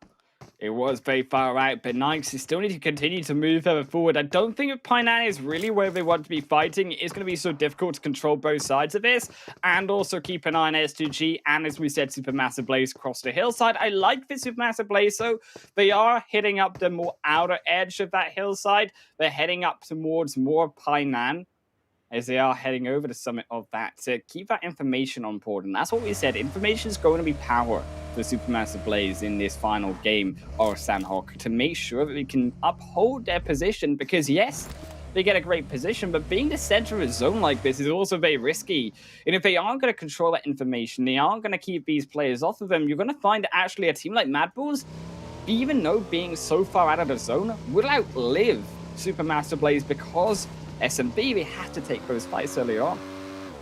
Supermassive Blaze have a really good positioning inside the zone, Jake, and if they're able to defend that positioning, till the end, this might just be their game. Right? But again, yeah, that's really crucial. But again, we have seen Supermassive Blaze just crack under a lot of pressure. And this might just be one of those games where the same thing, the same cycle just repeats itself. Or maybe we're just going to be seeing a complete new Supermassive Blaze. And they're able to defend that hill top perfectly. On the other hand, Coops, though, I like the guts on this man. Still peeks out even though he's taking a lot of damage. And Timber catches a couple bullets on his head. Still looking a little decent for now. STG and Coops, as I mentioned, STG a nice fight. This is just going to be a little poke and go fight. If they're able to find a couple of knocks, that's going to be a good thing. Because, of course, that's going to be putting Knights in such an uncomfortable spot. But on the other hand now, Knights, they're down 2 men. That means it's just left with the one last man alive, Xenox. Things are not going to be looking good. And Knights, after those 2 knocks, they're going to be sweating. But it was a second knock that came from A7. Crucially, A7, they saw the kills. They saw both of them drop and they sent it full on in. And Xenox, he's the only one left here. Skips over the river. They're flying over it. Is A7. I don't think they're even interested in the fight, but they are looking for it slowly as they do. S2G tries to spray down. They won't find any. And now this is a problem we said of Pine out fighting around it. Yes, they find a revive. It's a beautiful shot coming in for Xenox. A beautiful punish. As the Axis Surprise finds at least one, but they have to continue to find the rest. And Alucard, he will go down to the 2v1 on the northern end. And Xenox and Coops, they are low and incapable when it comes to getting across this. But can they take Kurio down with them? Oh, Kurio now close to 2 players, but guess what? He's just too quick at those peaks. Finds one, confirms the kill instantly. Coops taking out the game now. That's a huge threat eliminated. But still, you need to take care of a man like Xenox. He's still alive in the game, and we do know Xenox have pulled off some insane clutches in the past, but this time it's against A7. It's against the Alpha Tines. Is he going to be able to pull off this one? Nasty question. Trying to patch himself back up. Does hear a lot of footsteps. He does hear a lot of info. Is he going to crack under the pressure? That's the question. Lobs in a Molotov to try and bite some more time off. And A7, they're looking at just punish Xenox over here. Kurio on the charge. He does not seem like he's faded away inside this one. He's not scared. He just wants to take the man down for getting shot from the back, but still Xenox trying his best to hold this position off. And finally, he will fall down somewhere down line. And yes, he does. That's a perfect trade coming in from the side of A7. Yeah, it's actually beautiful from Cinetex. He just jumps in onto the head of Mafioso, blocks all the bullets. Yes, he goes down, but he allows Mafioso to be able to confirm the kill by tanking every single one of the shots that are nice. So a beautiful finish there from A7, where it doesn't look pretty. It was still the best way that they could have taken him out. It's now that zone, of course, it has centered further down south. And Football is with the other team here that really had this zone under control. They had the hilltop, and actually they like this. They've got their split coming through. The 2 on the northern side, as well as Lutz on the flank. They should be able to defend this hilltop, but it is going to be difficult. As we said, a lot of this southern phase means that there are going to be more teams heading further south. It's a unfortunate situation there for Eastern Stars. Bazzi getting caught by Furious Gaming on their own rotation and reduced down to a 2. But they're still further out. They're on the edges of Tam Bang. This zone ain't there. It's in towards Mortar, Van Tai, Camp Charlie side. Some me of things. Look at A7 and Unicorns Love. These are the only teams that are currently alive, and they have a lot of elimination points in their name. Knights was the another team that had 4 eliminations, but still, them taking out the equation now. It's only left the A7 and Unicorns Love, 2 dominant teams. They're trying to inflict a lot of pain on the enemy side. Able to find a knock on Fenerbahce, and now Scream from the side of Furious Gaming. The only man left alive. He needs to take care of 2 players, but Aphis, this man is heroic. He takes down the final man, and he's going to be taking care of him. Eastern Stars looking pretty decent inside the game. They have 1 man taken down there now. They only have 3 men to work with, but still, in the map of Sanhok, it shouldn't really be that difficult of a task. Yeah, they should be able to find that survival opportunity for them. I think Mad Bulls as well as same, right? You're heading further in. When do you make that decision? To send, I think, one of these Mad Bull members back into the blue zone just to heal. They shouldn't have to do it just now. They have, of course, this next phase 3. Phase 4 is where they decide if that's happening or not just now, right? Van Nado, that's certainly 100% true. That will confirm the kill onto him. And Blue Chaptan Alien Kid is in some danger now. Lin on the back side, as you can see the shots coming on the back end from him. Woodstone on the top, and he's completely surrounded. Alien Kid, he sends his final prayers. He is going over. He doesn't find Volkiz. He confirms Volkiz away. That should not be allowed. Oh, he's thirsty. Oh, he's thirsty. Ilion Kid. And if he finds any knock over here at this point, he's just going to be going for the thirst instantly. But GK first in the close now. making sure even if Woodson does go down, he's able Pinned to down trade as things well. off. And Ilian Kid, yeah, as you mentioned, Ilian Kid is pinned down. It's a 1-on-3 situation, actually. Lin is all the way in the back. He can try and go for the support play, but no, instead is GK first, quite quick with that peek. On top of the rock, is able to take down another man, though. But over here, GK first finds another one. This leaves Maidon, the only man alive from Bullet Chaptan. He's prone down to the grass, making sure, or hoping at least, that his position haven't been revealed yet. He can try and go for those just trigger discipline plays, but guess what? GK first single-handedly is just demolishing, is dismantling Bullet Chaptan. And this was Lin getting naded out on the backside, and Blue Chaptani ran in for the support, but they got 3 knocked by GK first, and now, as they should send it back at least one, potentially to try find that revive. Yes, they will onto Lin, with so making that move, and it's down to the 1v1. GK first versus Madone is A7. Are still to head further in onto this zone, but they're up against the more crucial Mad Bulls as we do, of course, look at Unicorns of Love. They will confirm the 1v4. GK first solos away the entirety of Blue Chaptan. But my eyes are firmly square on. Of course, it's by A7. Looking just to actually bypass Mad Bulls, try to catch them off further in onto this next phase. Monkey did spot the players of A7 making quite a crucial rotation. They take a couple of shots, but A7 find themselves a safe compound. Still, the compound is not really inside the circle. It's quite close. I do want to know how are A7 going to be able to crack through Football's defense. Football is right on top of the hill. They're going to make sure A7 aren't really able to cross on either side of the zone. So that's going to be a little bit of a tough task for them. But on the other hand, now Mad Bull's taking a lot of shots onto themselves. They're also taking a lot of damage from the Wall of Death. Finally on a move. And oh no, a little bit of drunk driving over there. Yeah, I'm not sure they realize how to get across this. I mean, Monkey will just be confirmed away. There's no way out of it. Effecto taking out in the backside. The healer is down, but we were trying to find on the back end. There's now Agri left, the only one alive. Yin Yang as well going to drop, and it is rightly so down. They left a short second further back, and this is crucial. 22 first aid kits. That's how long Agri has to last in this game, and it's the only option they've got, but I like it. Because they knew there is no way. There's no way as soon as A7 get across that road and they don't take them out that they can get in. So it is the right decision, and that's all Mad Bulls have. It's a prayer they can survive in placement points. That's unknown, not so lucky. His Rise will confirm away the second, but Mufasa punished that over-aggression in the open as they will strike him back. 22 freaking first aid on that man. He does realize if things go south, he's always going to be going for those first aid battles. That's what he's exactly doing. Now we know exactly why Mad Bulls were taking so long to rotate inside the circle. Instead, they were just trying to find those meds. S2G 2 men short. Left with only Silas P to work with now. He's utilizing those smokes to try and block off Footballist vision, but still, is that going to be enough? That's a question, because A7, on the other hand, they're trying to steal these kills away. Soulk, Nate was quite close to him, but still able to dodge it in the nick of time, and now Soulk is on that aggressive foot. He does realize Silas P is right behind the rock. The drop shot comes in. Silas P falls down. And now Footballist, they get the complete control of the hill. They get the complete control of the high ground. But still, if you talk about the low ground control, A7 still have it in their hands. The right zone, baby, is going up towards Besiktas. It's switching sides. It's betrayed Footballist. And there's a drama. The story of Game 4 continues. Besiktas now to defend, but Footballist, they're not done quite yet with it. As A7, Mafioso will drop next to the hands of Footballist. There's going to be 8 kills in total. A massive game for them.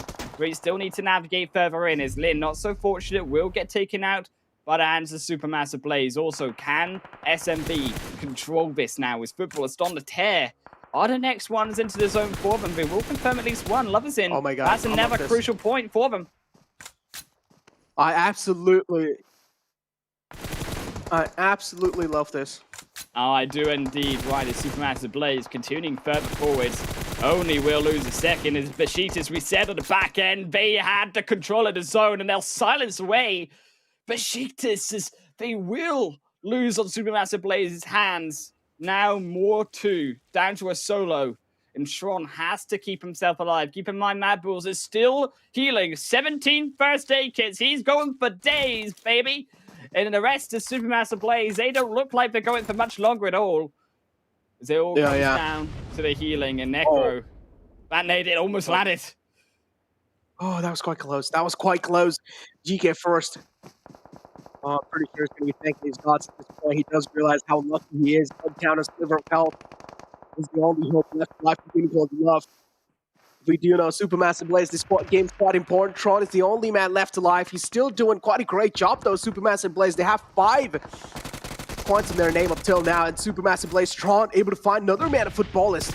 This league footballist and just have one last man alive. Rom is the only man left alive. Now it might just be a one-on-one situation.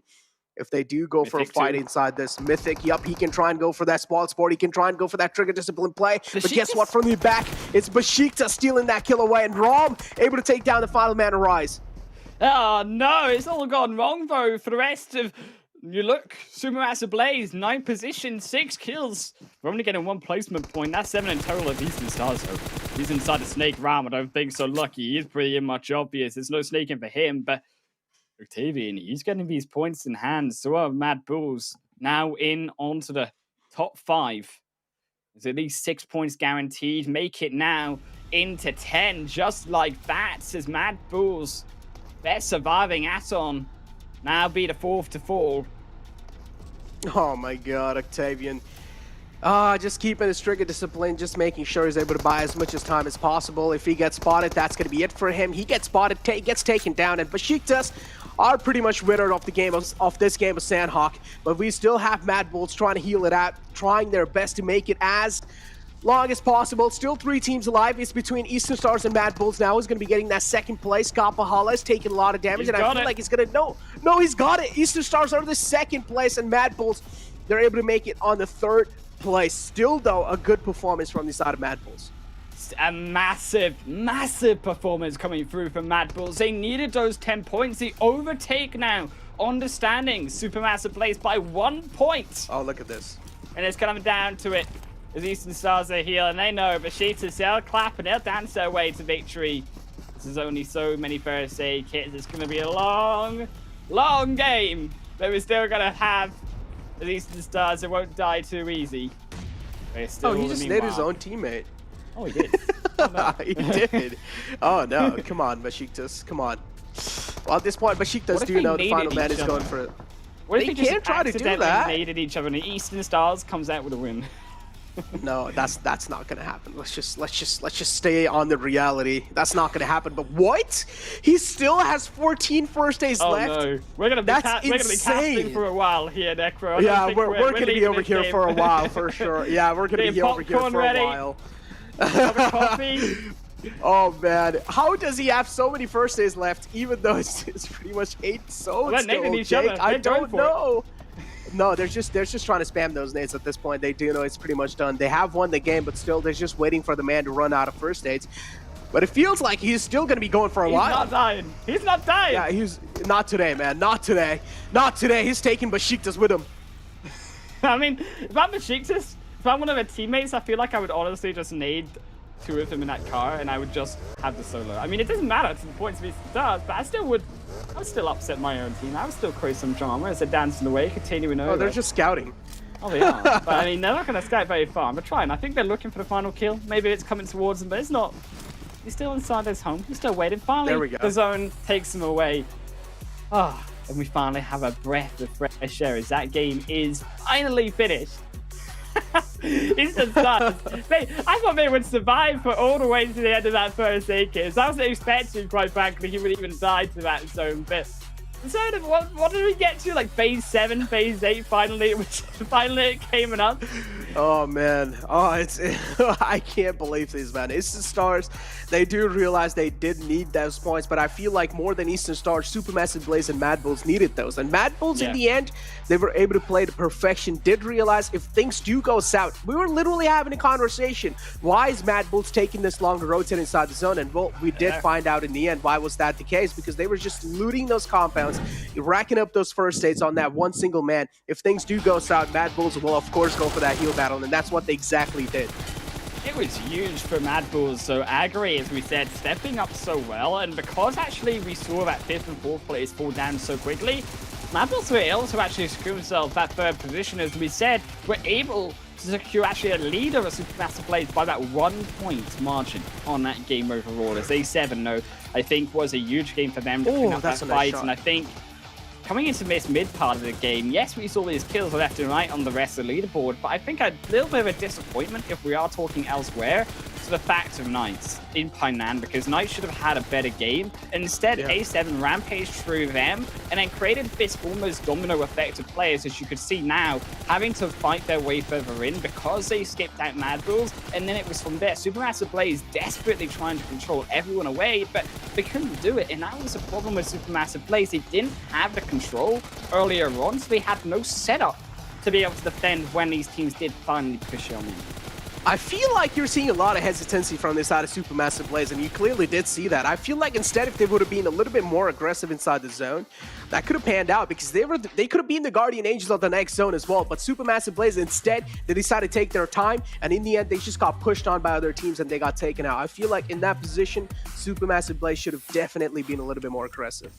Yeah, unfortunately for Supermassive Blaze, they do have to be aggressive though now, because they are in the elimination spot. It's all down to them to be able to fight against Mad Bulls in the final game. We knew it was going to come down to this. Two teams at least duking out for that 16th place spot, but just by how much? We'll be able to take a look at that overall leaderboard in a bit, but Zute once again, Besiktas, they won. Sanhok again, Eastern Stars getting second place again as well. Besiktas, I'm telling you, this is the team with only 2 super weekends, and they are currently, I believe, like in the top 7. This is a team you really got to watch out for coming into the finals, and they're carrying that momentum over. Looking at the second page right now, well, most of these teams are fine. You see BC in there, but Luke Chaptan, they did only get 2 points. They had such huge games already that, like we said, they're pretty much safe. It comes down those two teams out of Mad Bulls and Supermassive Blaze 7. Definitely, and shout out to Unicorns of Love, GK first, being able to get that MVP, 6 LM 754 damage with 56 team contribution. That's what I was talking about. That kind of team contribution is what I expect out of an MVP. Going back to what you were saying, yeah, we're gonna be looking very closely at the next match. Mad Bulls, by the way, beautiful strategy. That player, they went from they went from being out in 10th place to being able to secure a top 3. I mean, impressive stuff. And it helps them out big time here, as you are able to see Mad Bulls. They do end up passing Black Dragons. Supermassive Blaze passes Black Dragons. Now Mad Bulls. Oh man, Sue, if we had to go here between Mad Bulls and Supermassive Blaze, which team is actually going to the finals? I would say Mad Bulls. If you just look at the average points per match, right? Because Mad Bulls, they missed the Super Weekend, and they're ahead of Supermassive Blaze that have gotten a chance to play all 45 games. So 1 game left, chances are, stats-wise, Mad Bulls is going to do better, and Mad Bulls is already a few points ahead of Supermassive Blaze. Yep. I think that's a pretty good answer. Yeah, well, I mean, we'll have to wait and see. There's still a lot of, I feel like, I forget the word I'm looking for. So there's a lot of stuff, you know, that taking into consideration when it comes into this last match, it being on Erangel. Of course, both these teams have stayed alive into the late game on Erangel for both of our matches so far. So it really just does come down to this very last game and them being like 7 points apart. It's definitely going to be a little bit concerning for these guys, 7. Definitely. I mean, I want to talk a little bit more about Besiktas for a second. As you guys mentioned, this is the second time now that they're winning Sanhok. And Sute, you've been alluding the whole time. With them only playing, what, 2 super weekends and being able to kind of be that high up in the leaderboard, this is a team that a lot of those other teams are going to be keeping an eye on. And not just that, it's just their aggressiveness. That's something that a lot of teams are going to be keeping a close eye on, because this team has become so aggressive that I absolutely love it. I feel like this team is coming out of Brazil for a reason, because of just how aggressive they are being right now, Span. Oh, and aggressiveness. These guys, I mean, I'm excited to see what's going to happen in the finals, but also you guys watching can be aggressive when it comes to getting those in-game tokens, because if you get PMGC tokens and redeem them directly by watching live on YouTube, watching live in the in-game esports center, or through social media events, you guys can go on ahead and get yourself some pretty sweet loot. Take a look at that. The first phase will be ending December 21st, so make sure you get those tokens to redeem, and the second phase will also go on ahead and have the same thing, but it starts next week on the 22nd with a lot more prizes and surprises yet to come. So of course, stay tuned.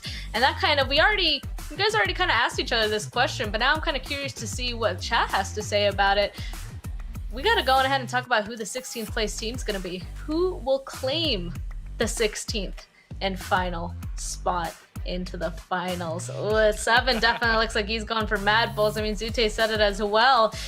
Basically, it is down to that. Is it going to be Mad Bulls or is it going to be Papara Super Massive Blaze? We'll find out once we jump into our last match on Erangel. But first, we're going to take a break before jumping right back.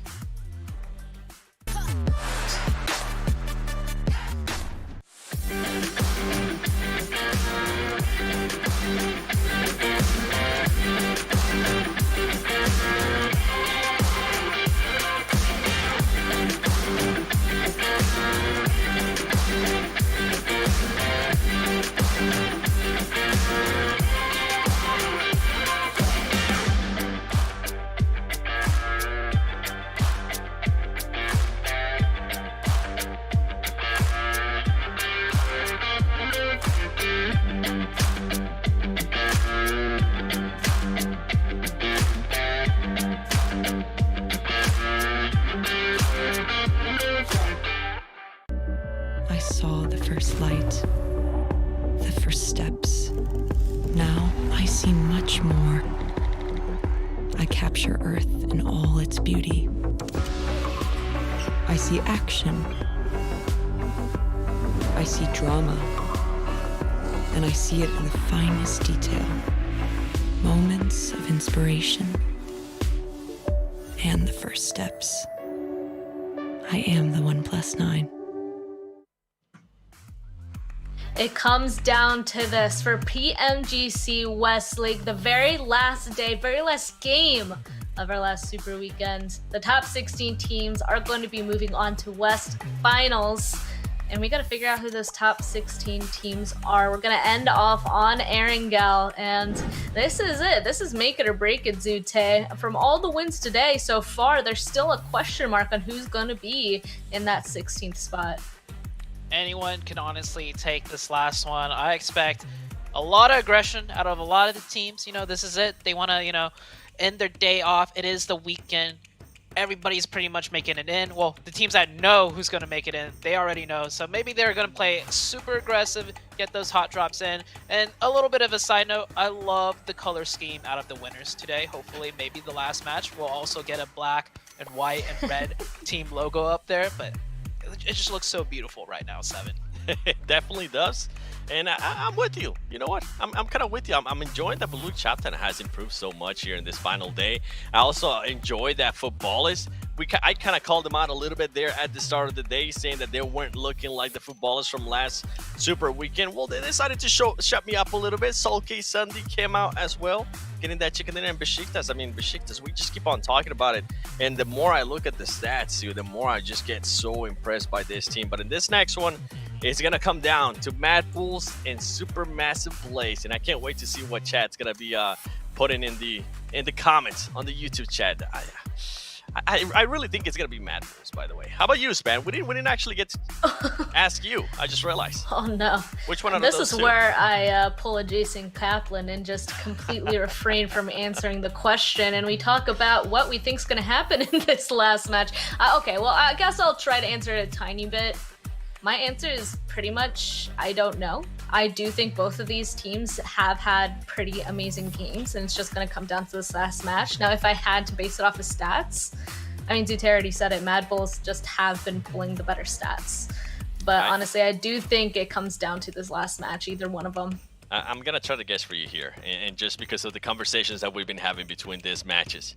I think deep down, in your heart, you want Super Massive Blaze to advance, just so you can continue to say their name. On the finals, there you go. I mean, I was gonna say that, you know, I've been watching SMB this entire time, but I've also been watching Mad Bulls as well, and both these teams I know have been pretty successful in the games that they've been performing in. Honestly, I'm surprised to see them this low, so it kind of makes me sad to see them duking it out for this very last match. So, I mean, whoever gets it, I'll be proud of. Whoever doesn't get it, I'll still be proud of for making it this far, in my opinion. But taking a look at these players for the very last time with these head-to-heads, I mean, we'll be seeing it after this last match. We still got to keep in mind that all of these points are still going to count to when it comes to those bounties later on, y'all.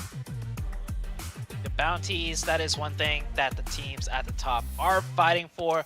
I'm mainly looking at who's going to be getting the most eliminations. So we got Coops up there along with Mythic from Rise. I think both of these players actually had a very quiet day today. Maybe this is the last game to get their elims in and secure that top fragger, you know, position, which is, I can almost say, like, it's a little, it can be even better feeling than getting first place overall, because that's a title you get to keep for yourself and yourself only, pretty much, Span.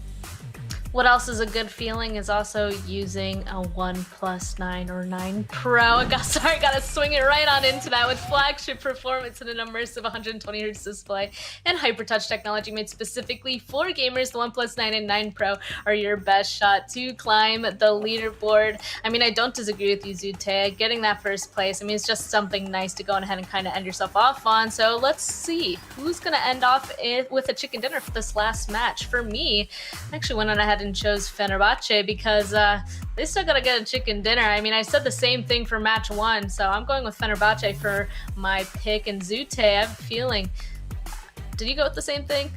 Yeah, I also went with Fenerbahce. You know what they say, if third time's not the lucky charm, the 45th time 100% is the lucky charm. Maybe they'll get their final and first and final chicken dinner on their 45th Super Weekend match.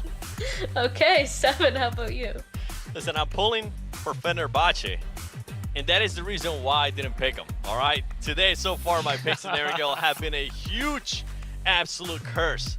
So I'm going to continue to curse them. I'm going to go with Unicorns of Love. Hopefully, this will be where the streak ends of Unicorns of Love. I was talking about how consistent they were being in Erangel. All of a sudden, they're getting 15th place, 13th place, 16th. Come on, Unicorns of Love. You can't do better than that. But yeah, I agree with you guys. Fenerbahce is a great pick. I do hope, in a serious note, I do hope they get a win, because I have seen previous teams go into those finals but not getting a win, and it affects them big time, especially mentally.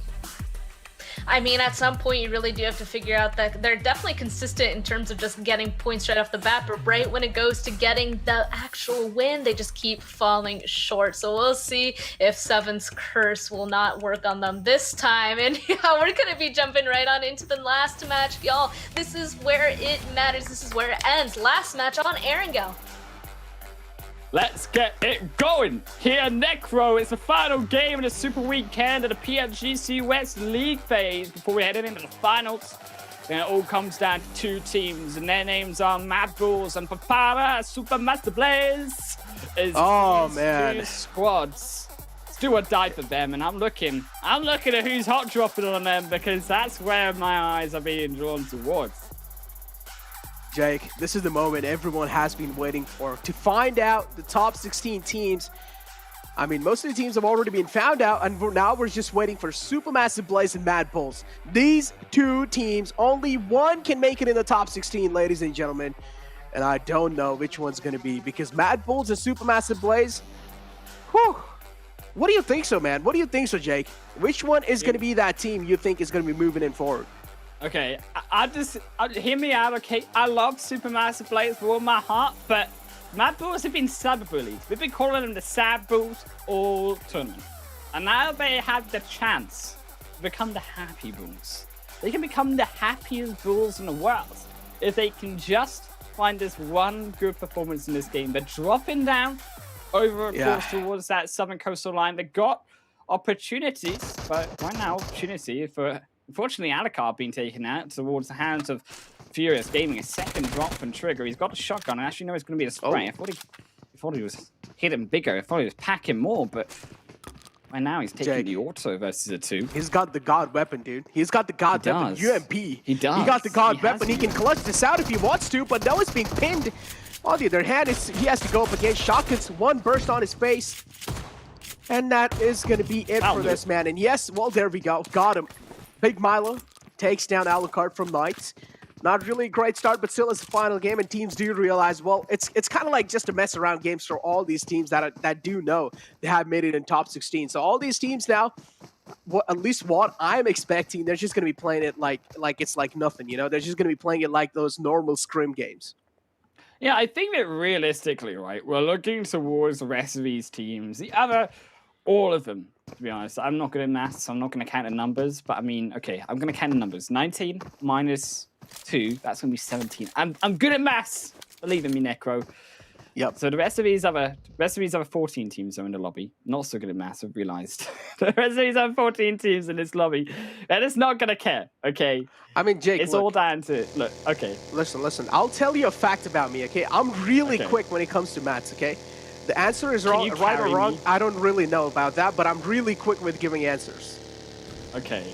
So if I asked you like some crazy question of like what's 1,263 times 597, you would tell me the answer, right? Yeah, it's 5,000. I don't know if I told you I'm pretty quick at giving answers. I've told you I'm pretty quick at giving answers. It might be wrong. It's not my fault, but I'm pretty quick at it. That's right. I'm pretty sure that's right. I mean, I'm not a mathematician. I'm not a calculator, but if I had to guess, that must be at least close, right? Oh, it must be close. I don't really know, man. Well, I'm really bad at maths, not gonna lie, but yeah, I'm pretty quick at giving answers, as I mentioned. On the other hand, no circle all the way on the left. Most of the circle is being covered in the water. Not most, at least like 30% of the circle's in the water. So that's not really good news for teams like Mad Bulls and Supermassive Blaze especially. And now we do know Mad Bulls. I'm definitely going to be hard focusing on Mad Bulls all the way down in Quarry, as you mentioned, or as I mentioned as well. Mad Bulls in on 16th place, and now they need to defend that place. On the other hand, Supermassive Blaze, they're not really far behind, Jake. They're not really far behind. They're not far behind, but my big question right now is how are we going to get across Supermassive Blaze? Because they are on that more western side. They've got to be able to get through. I think Potato Hill should be their answer. They usually do digress towards that location and use that as almost a pedestal to step further in onto the zone. My also concern, though, for Mad Bulls is yes, they are inside of that zone. They're inside Quarry right now, but Unicorns of Love have pressured them before, and actually Unicorns of Love, the one time we saw pressure onto Mad in the Quarry side, it was not good for Mad. It was awful for Mad. But he still came out with a good position, but that was only because the zone gifted them that second place, and now they're not relying on that zone anymore. They got to be able to be in control of their own fate, and are Unicorns of Love going to go to this obvious compound that Mad Bulls are going to be in?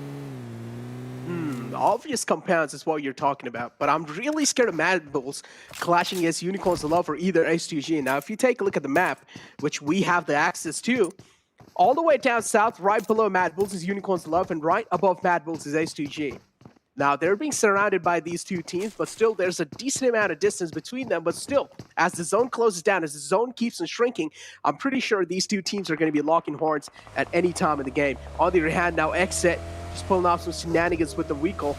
One man gets found. It's Polo getting taken down, and Fenerbahce, again, they might just find a couple of free kills for themselves.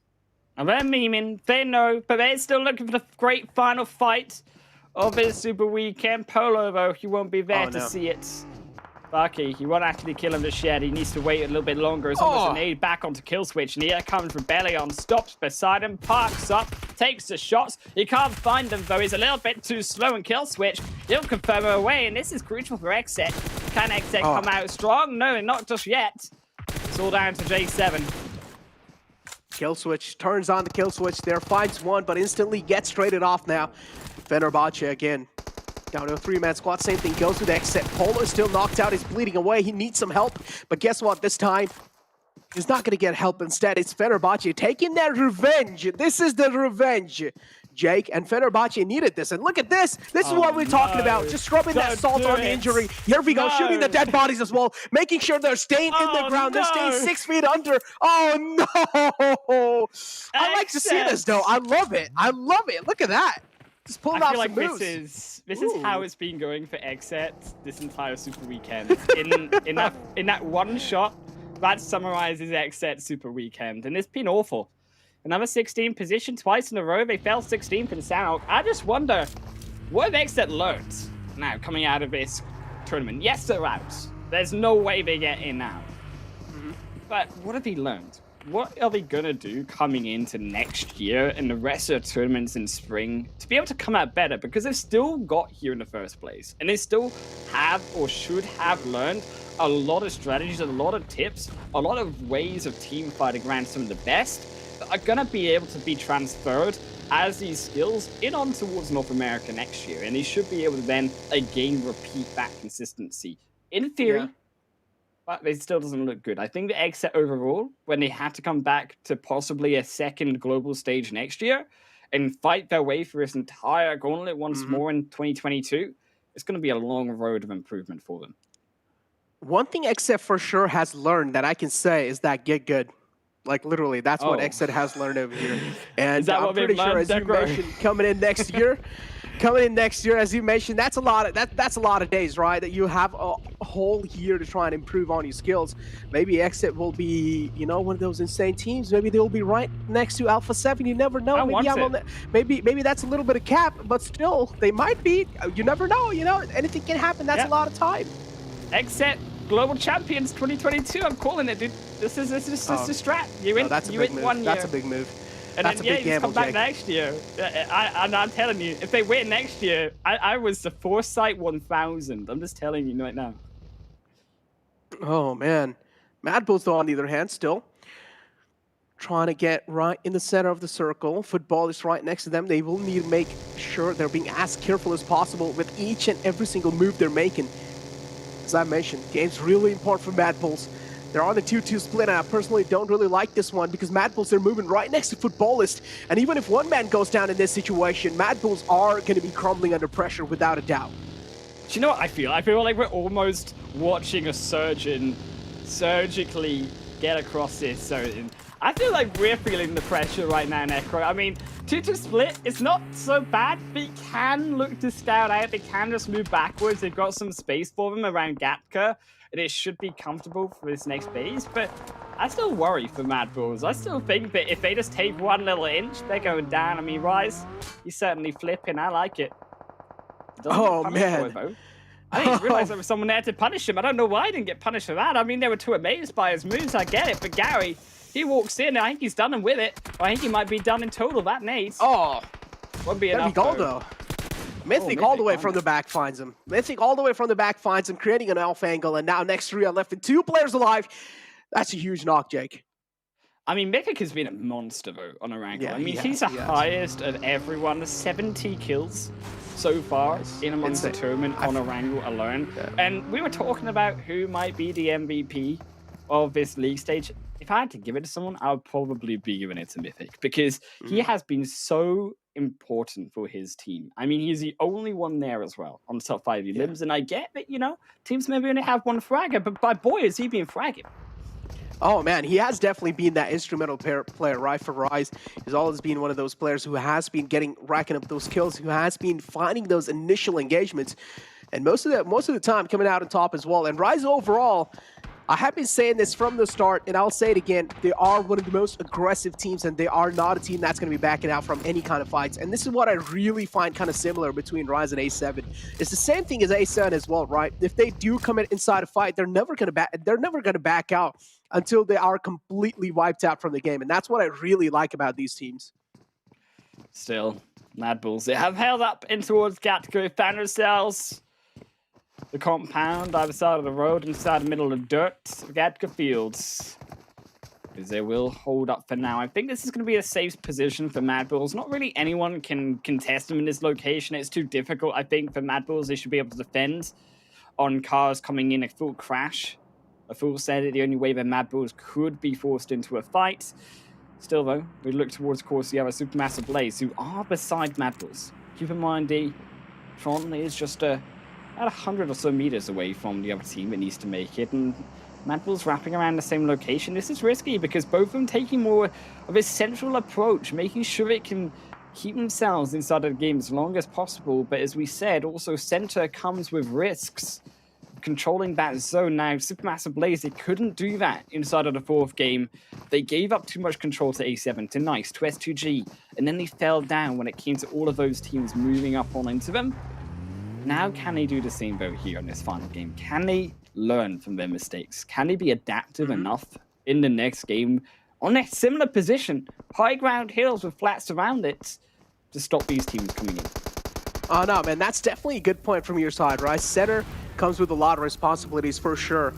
And you can also be a center of attraction, and that's what can be a really huge problem. But luckily, now they're not really in the center of a circle anymore. Instead, it's Aton who has found themselves right in smack center. Mad Bulls, though, I do like the positioning from Monkey, but he still needs to be as safe as possible. He is out in the open, he's exposing his backs, and he needs to watch his back for sure. H2G making quite a bold rotation out in the open. It seems like they're not scared, and the only thing they're focusing on for now is that target.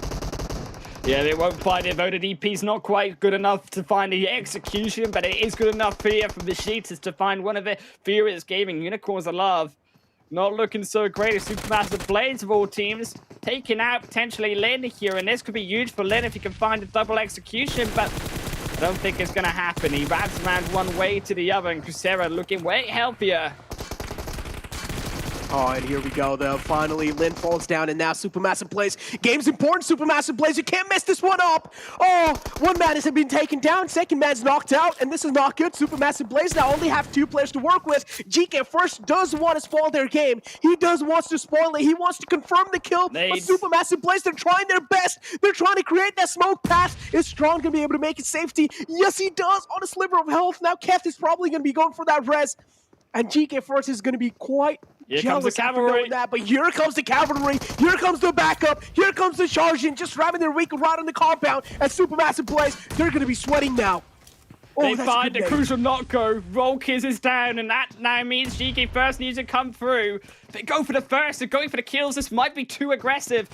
There's an aid onto Woodstone. It won't find it onto either, though. Another onto Tron. He steps out back. Can he find the shots? He does almost. Has to reload. GK first from the opposite end. He's not in it. Realized Woodstone in front. Kaseri forgot that there was a player on one of his base. Oh, no, They're still going to take out GK first anyways. We still alive. No, they need their men. They need their men, Jake. They need their men.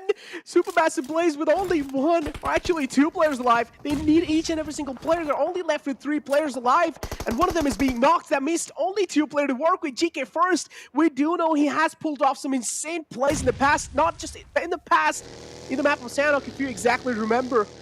That 1-on-4 clutch from the side of GK first, and he's looking to inflict some more pain. Is he going to be going for the commit or no? I think he's going for the change. I think he's going for the flag to try surprise out, but they've seen it.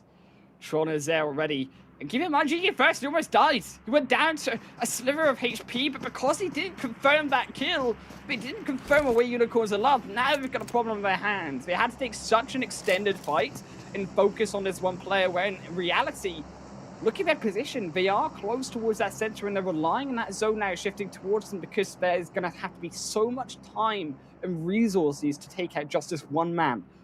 As that zone does shift towards the south, Supermassive Blaze, they do have a compound, and crucially, I think this is a problem, right? Supermassive Blaze, yes, they've got a great 4 walls protection, but everyone else wants a piece of that pie.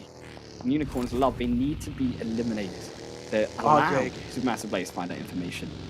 Jake, my heart's pumping fast, man. I don't really know how Mad Bull are going to be making it inside the zone, because the circle moved away from them.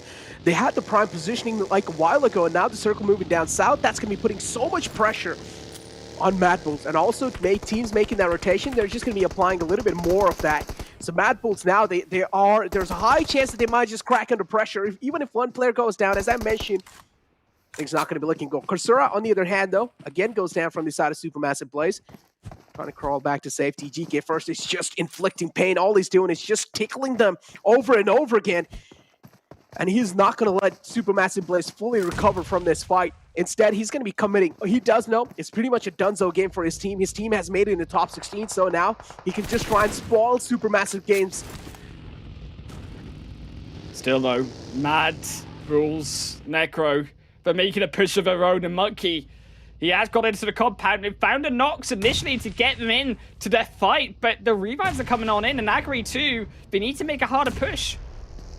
Oh, they definitely need to make a harder push, but Mad Bulls now just ramming their vehicle straight on the compounds. Do you realize it's a do or die moment? You either get this compound and get the best positioning inside the game and try and win this one, or either you get taken out fighting like a warrior. Oh, the nades. And Mad Bulls, oh no, the nades coming in from their side. And guess what? Mad Bulls this time, they're looking pretty mad. They seem unstoppable. They find a man from Besiktas. Sun HP is still shot inside the smoke, and he has kept himself anonymous up till now. But as soon as he gets found, I'm pretty sure the man advantage going, or at least favoring the players of Mad Bulls. That's going to be helping them out quite a lot to at least win this fight. Mad Bull's still unknown of Sun HP's positioning, and now finally Sun HP is revealing his position. This is where the charge in comes in through, and Mad Bull's going to be putting the final nail in the coffin for Besiktas. And they're looking pretty good, Jake. They're looking damn good here, Necro. Where was this from Mad Bulls? They didn't even lose a single knock to Besiktas, and they had to push on in. They got a double knock before they even went in onto the compound onto Besiktas. This was a massive, perfectly played fight coming out from Mad Bulls when it counts most. But talk about mistakes. This is about as big as you get, leaving one man alive. And GK First, he has just applied so much continuous pressure in onto SMB. Finally, he will give him up. But the time has been wasted, and now SMB, Supermassive Blaze, they haven't had time to do anything else but look at GK First. They're falling behind when it comes to the overall state of this game. Imagine, man, 3 players being pinned down by one single man of Unicorns of Love. And you can imagine GK First, he's just full sending it. He doesn't care about anything. He doesn't care about his life. But what he knows exactly is Supermassive Blaze are trying to make it in the top 16. And he can always try and spoil their game, baby. And GK First, he does know. The fate of Supermassive Blaze is in his hands. And if he wants to, he can spoil it for sure. But still, he's holding his horses back on this side. But on the other hand, now Mad Bull's out in the open. They don't really have the best of the cover to work with. S2G in the front, able to find a couple knocks onto them, but still, let's just find out how they're able to navigate through it. And we did find one knock onto S2G, the revive come through, but look at where the zone has gone now. Oh no, It's shifted a away. big shift over towards that western, or should I say eastern side, and Supermassive Blaze about to be grabbed up on here by the rest of A7. Here we go, Supermassive Blaze now getting charged on by A7. Another wave. And this is looking quite dangerous though, but Keith managing to take out 2 players, but Tron as well falls down in the trade-off over there. And A7, Carrillo in the front lines. Carrillo and Mafioso have a lot of burden on his shoulder. They have to do some heavy lifting for sure. Kill being confirmed. Oh, no. And now Supermassive Blaze are crumbling down. No, this is not looking good. A7. Oh, this is what you call the perfect targeting for sure. A7 wanted this compound. They went straight for it, and they might as well just get the gold on their hands. And yes, they do. Supermassive Blaze taking out the game, Jake. I don't think so. They've made it. I think that might be it. 10th position for Supermassive Blaze and Mad Bulls. Congratulations. They look unstoppable. They're still going in on the fight, but S2G, who've been obliterated, will be only run over now by the Mad Bulls. They will lose one, but immediately knocked by the second. And Monkey looks to confirm away the kills from the flank. Angle is A7 also wrapping further in, and it's absolute chaos on that northern front as Yin Yang in amongst the peace. Is looking for the scout though. He's looking for that way in. Mad Bulls, they have navigated into what is a very dicey location, and Yin Yang punished for it. Oh, Yin Yang being ran over by the vehicle of Mufasa. It's an absolute pandemonium in these final zones. Monkey falls down from Mad Bulls. Mad Bulls now, they do have a huge sigh of relief as Supermassive Blaze have been eliminated from the game. They're still alive with 2 players looking pretty healthy. Just don't really have the best of the covers to work with. They still need to surpass through teams like S2G, Aton, and Knight. It shouldn't really be that difficult of a task, but still, it can be easy if they play this to perfection. But still, I do want to find out what kind of game plan do Mad Bulls have. This is all about Mad Bulls performing well, coming into the finals. Yes, they made it. They still put out the performance the rest of these teams who are going to be joining them? I don't think so. It's going to be a hard game for Magri.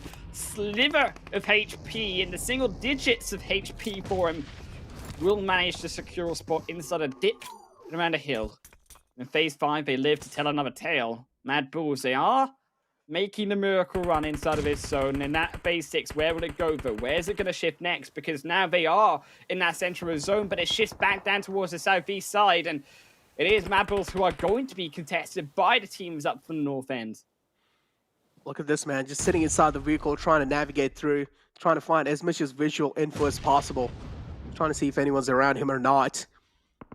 Mad Bulls, as I mentioned, as you mentioned as well, they have made it in top 16 without a doubt.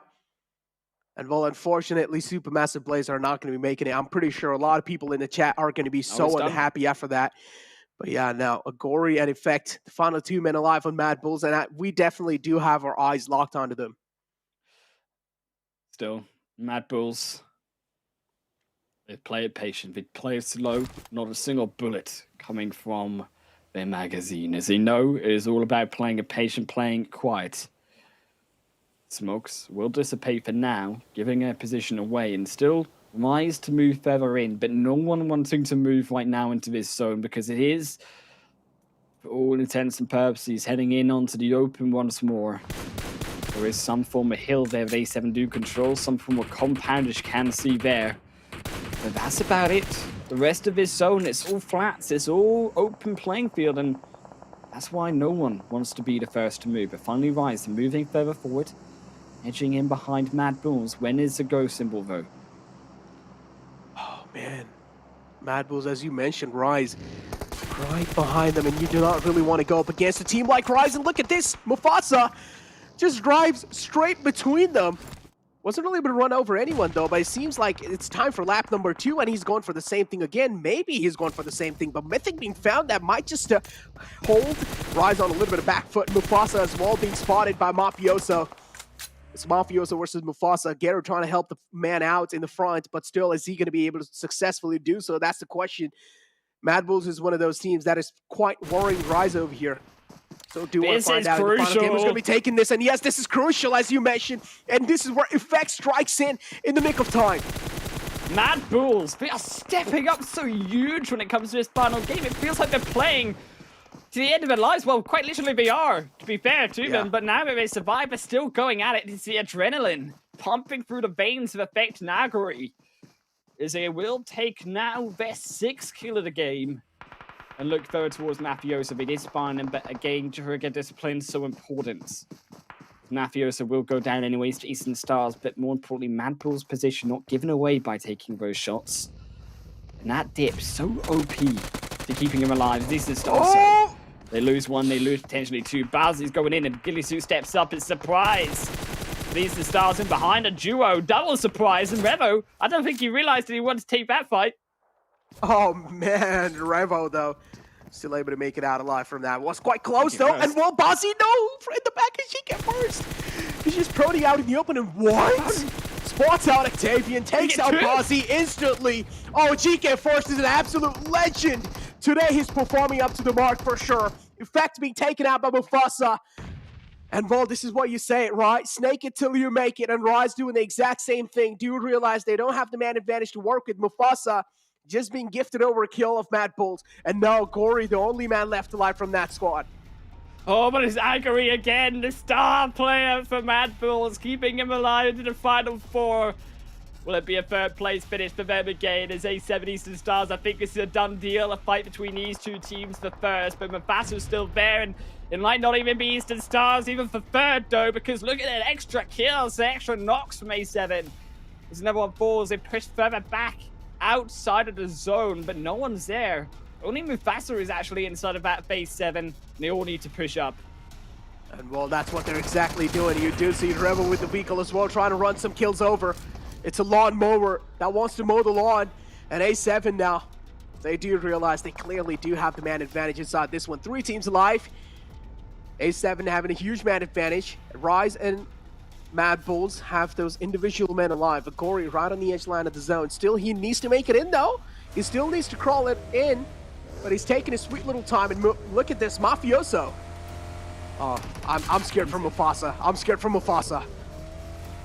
He's hunting for sure. He's looking for the final kills. They know that it's gotta be a duo or 2 solos. Agori's taking shots, so is Mufasa, but Mad Bulls, they secure 2nd, and Agori's moving in. He's moving in for the Hail Mary shots. He finds 1 knock, but it's all he's gonna get.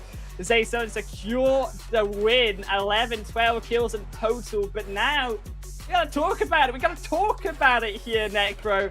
Mad Bulls in second position, massive step up for them. And this is what they needed to get it onto those finals. Supermassive Blaze, they could not deal with a Unicorns of Love factor. GK first was hands down the reason they did not defend that compound well enough. I mean, I like that Mad Bulls proving themselves, right? They can perform under a lot of pressure, and they didn't really crack through. I was really scared of Mad Bulls just, you know, crumbling down under a lot of pressure. I was scared. But yeah, I was scared myself. I was like, oh no, they're going for a lot of risky splits, but they still did it. They held on, and that push, especially against Besiktas, oh, I was worried. I was like, okay, if this thing does go south, I'm pretty sure Mad Bulls, they're just going to be knocking their heads off, right? They're just going to be banging their heads against the wall. But luckily, GK first was there to just pin Supermassive Blaze down in that compound. It's 7WG, dude. I'm telling you, it's 7 World game, and he voted for Unicorns of Love, and he cursed someone. It wasn't Unicorns of Love, but he cursed Supermassive Blaze with them. As we do head through, of course, soon to these highlights. But my days. I mean, to look at A7 as well. You talked about these bottom two teams, who's making it, who's not, who's at the top though. They've now got to fight against. And A7 is looking like a monster in some of these games coming into the end of this Super Weekend.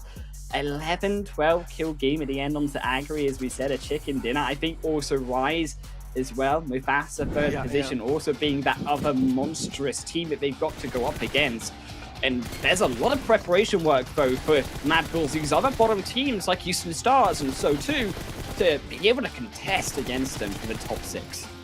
I still think that maybe Rise is still on that first place because they are having consistent performances without a doubt in every single game. So Rise, they don't really need to worry about their first spot being taken over. But Rise, if you talk about that team as well, they stepped up quite huge in the Super Weekend 3, man, and they got themselves that first spot. I mean, none of us thought that Rise might be the one to take that first place, let's be honest. I mean, 165 points. I'm going to do quick maths here. At least 175 points plus whatever kills they got in that last game secured in this one Super Weekend alone. That is S2G massive style worth of points coming through from Rise, and it overtook them to first position. Now they are the ones to beat. Of course, Supermassive Blaze didn't try to beat A7, but again, A7 looking brutal in the Super Weekend, obliterated through onto those members. And again, S2G doing the same to Aton. I think, quietly, we have to talk about also some of these other teams coming in the middle of the pack. I mean, Aton, Na'Vi, some of these teams heading down on that leaderboard still, despite them making it. What are they going to do to be able to perform upwards in this final league stage day next week? Because they've only got 2 days to prepare. And they've got a lot of preparation work to do, as we say. There is a lot to expect to come out and beat some of these teams. And I think when we talk about also some stats-wise, you look at that top 6, right? And there's so many kills going over to that top 6 teams in the leaderboards over these 3 Super Weekends. Is 7th and below, there's actually a drop of about 60 or so kills. And that's what I'm wondering about, aggression. And that one word, these teams have to improve on it. We're going to analyze it all back on the analyst desk. I am sure right when Mad Bulls saw Supermassive Blaze be taken out in that kill feed, an entire weight must have lifted off of them, because taking a look at these overall rankings, nobody actually ended up really taking a move. These are going to be our top 16 teams. Mad Bulls achieving and getting that 16th place. Supermassive Blaze unfortunately just being taken out too early by Alpha 7 early on. Zute, I did not expect that ending right at the end there. It literally came down to a 2v2. Yeah, it was a tough fight. Supermassive Blaze, they already did a good job against Unicorns of Love. Unfortunately for them, they had to face off with Alpha 7. And wow, rank 1, I think this is what 7 oohed at. Rank 1 and rank 2. That's a 3 points difference. Rise actually had to hold their ground and make it all the way to the end to claim that first place overall. So Alpha 7, I thought for sure Rise was just first place outright, but Alpha 7 actually got so close. But the Elim rankings for the Super Weekend, you have it here. Mythic from Rise with the most Elims, 87. Beautiful. Just absolutely beautiful. 87 Elims. Bring it to me. It makes me... Mythic, congratulations. But you know what makes me even happier? Seeing Coops and Sanhok right there, second and third place. I've been alluding to this, Sute and Span, for the longest time, and it just makes me so happy that these two players are finally, especially on the tournaments that matter here on PMGC West, they're finally starting to get to that spot where they're just understanding each other. They're pretty much just getting energy off each other and fragging out, which I'm all for, and these are the teams that qualified. Mabbles, I gotta give you some credits, Mabbles. Mabbles probably saw that Necro shirt that he's wearing, bright red, and they just wanted blood. They went so aggressive that I was actually really surprised. We were surprised when we saw it going up against Besiktas. Sute, you were saying that's a fight they didn't really need to take. In a way, I'm kind of happy they took it, Sute. Yeah, that fight, I was like, it wasn't in zone, right? And they got one opening knock, and given the fact they were sitting in 16th and Supermassive Blaze was still alive at that time, I'm super happy it worked out. And at the end of the day, I think that is the exact confidence and that switch that they need to turn it around going into the finals. Because yes, we're super happy for Mad Bulls. Yes, they qualified, but they qualified in 16th. Now they need to qualify to the next stage in top 6. So they got to really change up the way they play. And they definitely kind of showed it in that last match, up with that fight with Besiktas, that one opening knock and that super aggressive push. It worked out for them. I have to say, taking a look at all the teams that ended up qualifying, I don't think we saw any surprises there. I think maybe the most surprise, if we went back all the way to the very first week of this league, would be Besiktas and Baluk Chabtan, but they both securely grabbed their position, and you're right, it does come down to Mad Bulls and those couple other teams that did just barely scrape in. Curious to see how they're going to fix their performance coming into the finals. But before you guys go ahead and go anywhere, just a reminder that you guys can go ahead and get yourself some treasure like these teams are about to pick up very shortly at these finals. All you have to do is go on ahead and watch PMGC either live on YouTube in-game on the Esports Center or through our social media events to get PMGT tokens and redeem them directly. This event will go on ahead until December 21st, so go on ahead and do it now. And the second phase will be starting right afterwards. So the second phase will start on the 22nd next week, so please stay tuned. There's a lot more surprises yet to come, so keep paying attention to these finals. So I have a feeling that that was a great ending to these league play matches. We still have 3 whole days though now to watch these teams participate in the West Finals, where only the top 6 teams will be able to go on ahead and make it into the grand final. So if we thought that it was difficult to get into the 16 top teams, being in the top 6 will be even more difficult. And if you guys are interested in actually potentially fighting it out just like these teams are, now's your chance, because there is a community open tournament happening with Game TV. It's a very exciting tournament, open for everyone, so please go on ahead and register to play and get yourself some PMGC tokens and Google Play cards. Oh, 7.